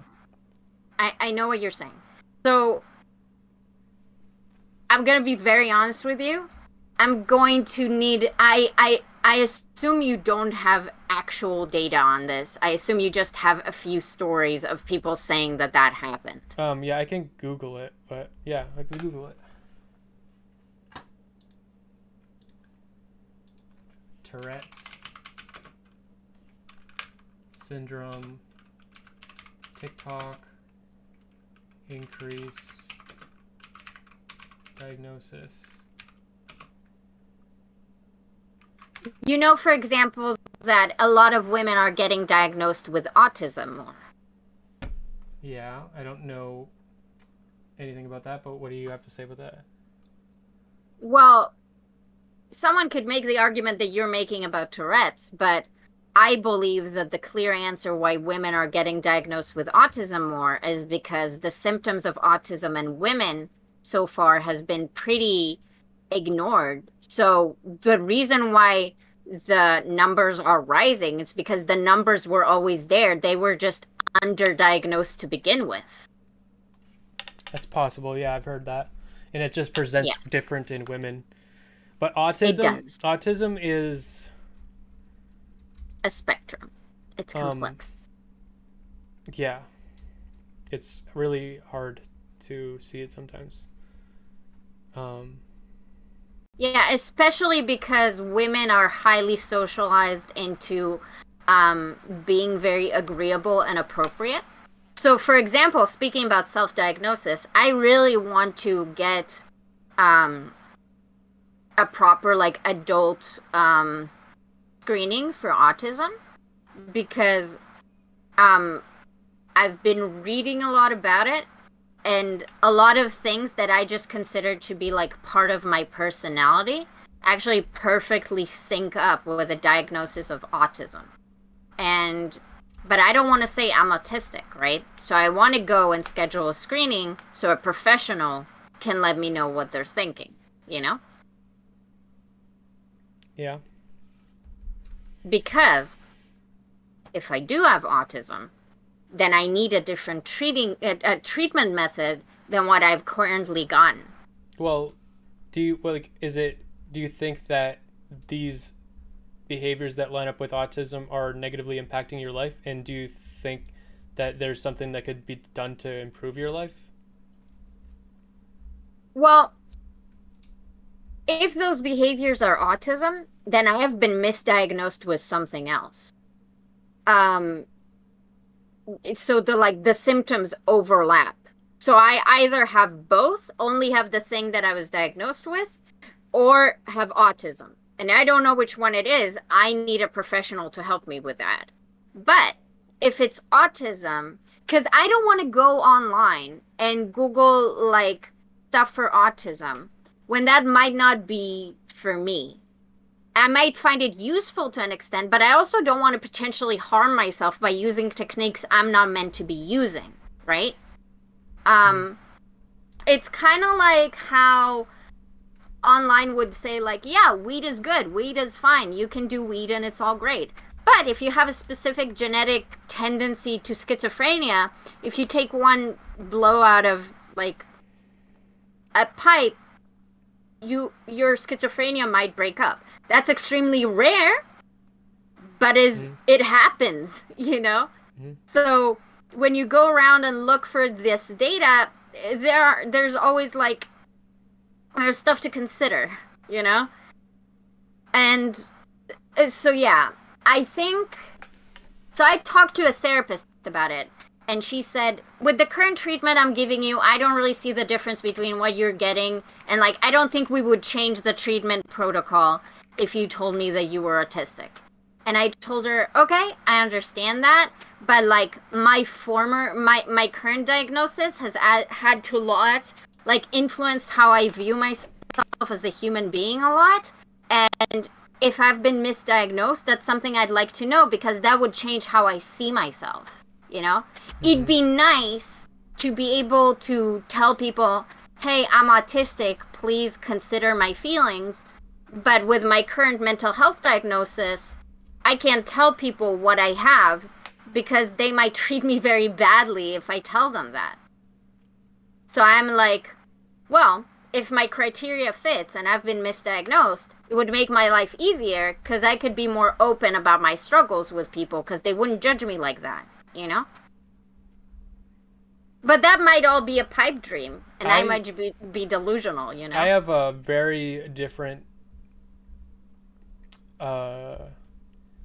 very from left field perspective on this that relates to the topic. I think that women are overdiagnosed with mental health disorders, just the same as they were with the women having hysteria back in the day.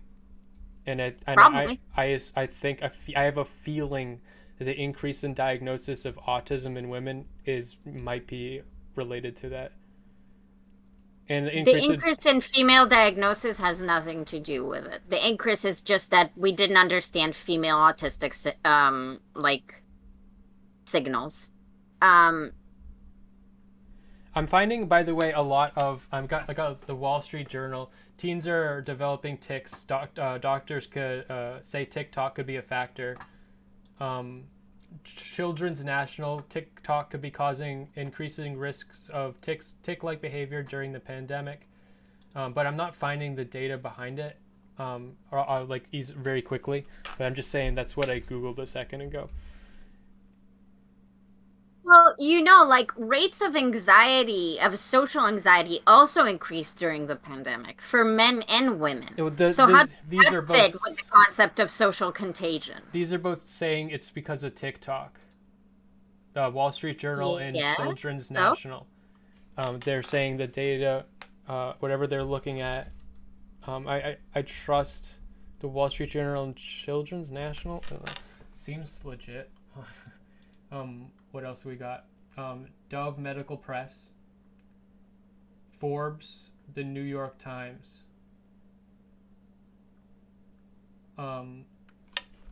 Wired UK,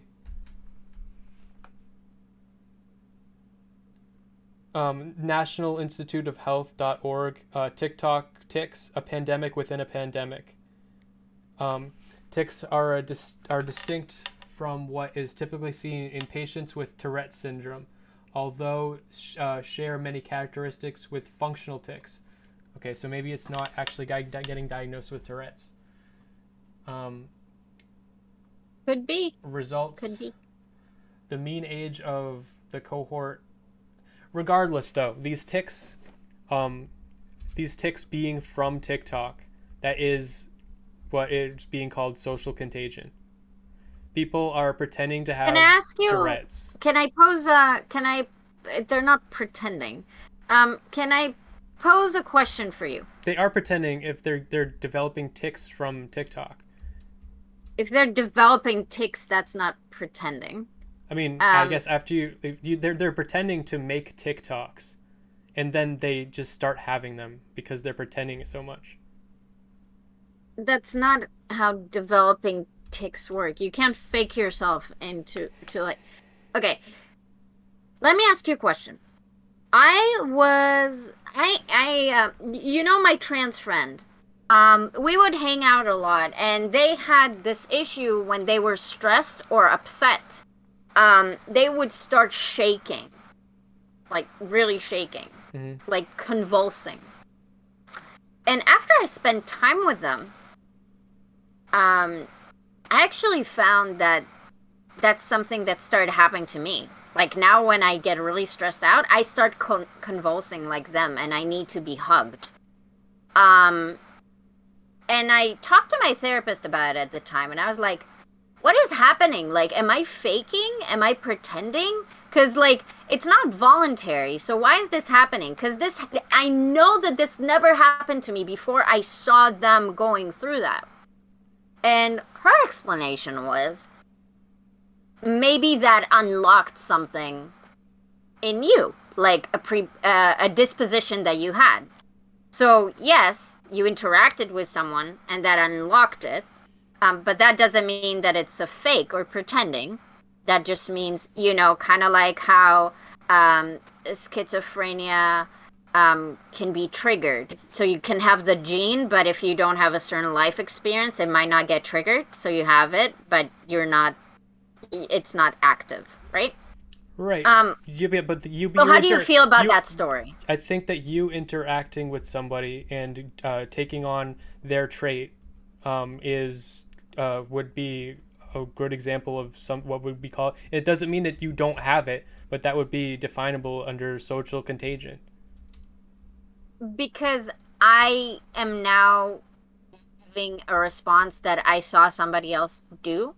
Yeah. Isn't that just what being human is? I guess I mean, you're a human, so. Yeah, I'm not sure how you're distinguishing social contagion from humans influence each other's behaviors.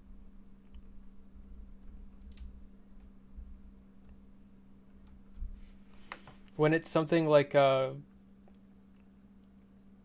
tics or an anxiety disorder, depression, or body dysphoria, or so we're saying that depression can be contagious?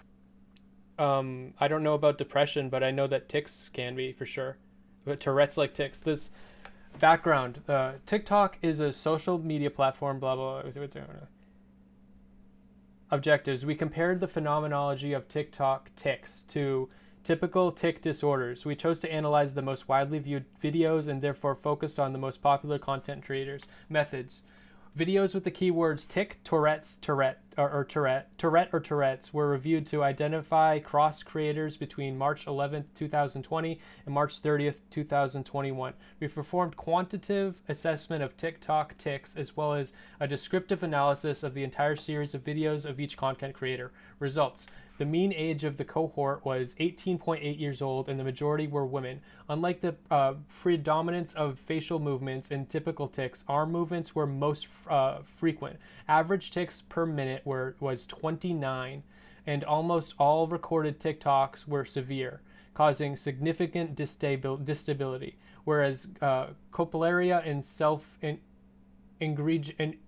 injurious behavior are only infrequently encountered in typical tic disorders.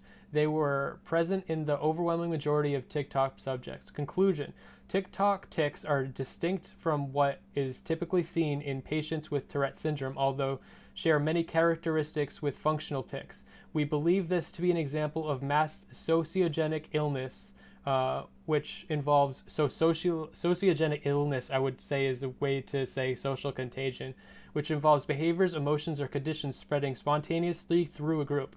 A modern clinician needs to remain abreast of social media sources, as knowledge of media content is essential in managing patients in the current environment. Yeah, so people are copying each other with a certain behavior that resembles Tourette's. Mm-hmm. That doesn't mean they have Tourette's, right? But now they have diagnosable tics. Yes, having tics is not They're Tourette's. extreme. It's actually more extreme tics than Tourette's, like wild arm movements and making their life more dysfunctional than actual Tourette's. Okay. Because these videos are very entertaining. So you watch it's always someone like making pasta, and you watch them like put and they're oh fuck, and they destroy the pasta, and then like and then they try to eat it, and they oh fuck, and then they get it all over their face. And these are viral, and so now people, because it's viral, are now doing it, and they're believing that they have it, and they just make this part of their life, and now they have these tics. And they can go to a doctor, and the doctor will be like, "What the fuck is wrong with you?" And that's why this conclusion says that the doctors need to be abreast. Where did it say that doctors are confused? It says a modern clinician needs to remain abreast of social media sources, as knowledge of media content is essential in managing patients in the current environment. Okay. So people are pretending to have tics, and that also might exasperate them potentially developing actual tics. Maybe they're not even pretending. Maybe they just watch the tics and they're like, you know what? I have always felt like that was me, and then they just feel like they have and then do it. I don't know. That's still pretending. I guess. Tics are involuntary. There's what they said here was the word we believe this to be an example of mass sociogenic illness, which involves behaviors, emotions, or conditions spreading spontaneously through a group. Okay. I feel like what you're saying is equivalent to, I see a woman with really big boobs, and then I think to myself, I've always felt like I had really big boobs, and then my boobs grow out, and they're now a double D.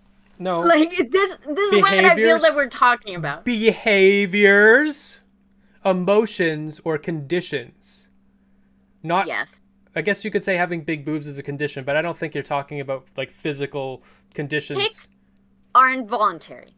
If you're doing it on purpose, you can pretend it's a tic. You can pretend it's not a diagnosable one. It's not a condition. You might have a condition that you're stupid, or impressionable, sure, but that doesn't give you a mental health disorder. Well, the pretending was what I said. This doesn't say pretending anywhere in it. I assume that the reason I assume that the reason that they make these videos is because they're viral and they want to get lots of views. So if they make a Tourette's video, then it'll go viral. And so that's why I think they're doing it. And but maybe not. I don't know. But this is saying that these people are now, doctors need to be aware when they're diagnosing people, because it might not actually be Tourette's. It might actually just be because they got brainwashed from TikTok and now they have tics that are like incredibly violent arm movements and totally destabilizing to their lives. Okay, so the conclusion is? The conclusion is TikTok tics are distinct from what is typically seen in patients with Tourette's syndrome. Your prescription, your conclusion from this. That this is an indication of social contagion? Yes. Because people's monkey see, monkey do is social contagion? Yes, but this in particular results.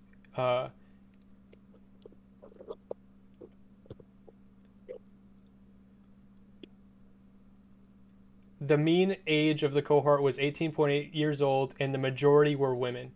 So that's why I'm bringing this up, because I don't want to believe that I believe that I believe this data, and I believe this is a thing that's happening, and I believe it affects women more than men.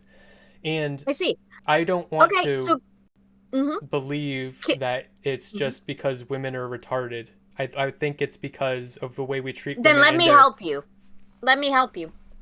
I think if you're going to argue that this is social contagion, that's fantastic. And I'm gonna save you from believing it's just a women thing. Do you know all the people that go top G? That's a meme. We're talking about like behaviors, emotions, and conditions. Top G isn't a condition. I guess Wait, it's a behavior. There are a lot of non-meme Andrew Tate fans. Mm-hmm. Yeah, but being a fan isn't a condition. I guess, but like the fandom. Behaviors, feelings, and conditions. Mm-hmm. So behaviors, like telling your teacher, did she ask for permission to work from her husband? Behaviors like saying, I need to get a job, to get a Bugatti. Mm-hmm. Behaviors Yes. like... Okay, that's a good one.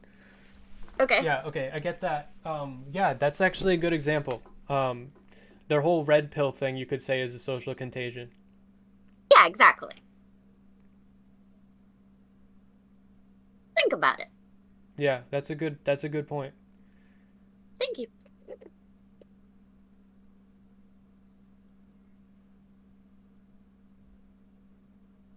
Do you mind if we wrap it up for today? Yeah, definitely. We need to fucking wrap this shit up. Okay, cool. Okay. It was nice talking to you.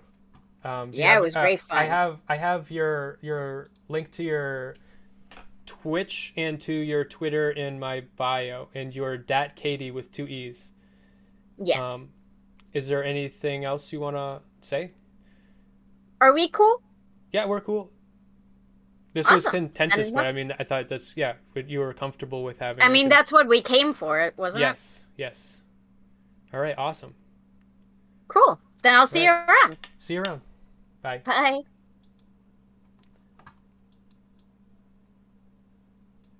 All right. Being a Smeth head is a condition, and you have to now receive daily injections of methamphetamine, smethadone, smethiodine, and this concludes our excursion into the, let me see, into the Smeth lab.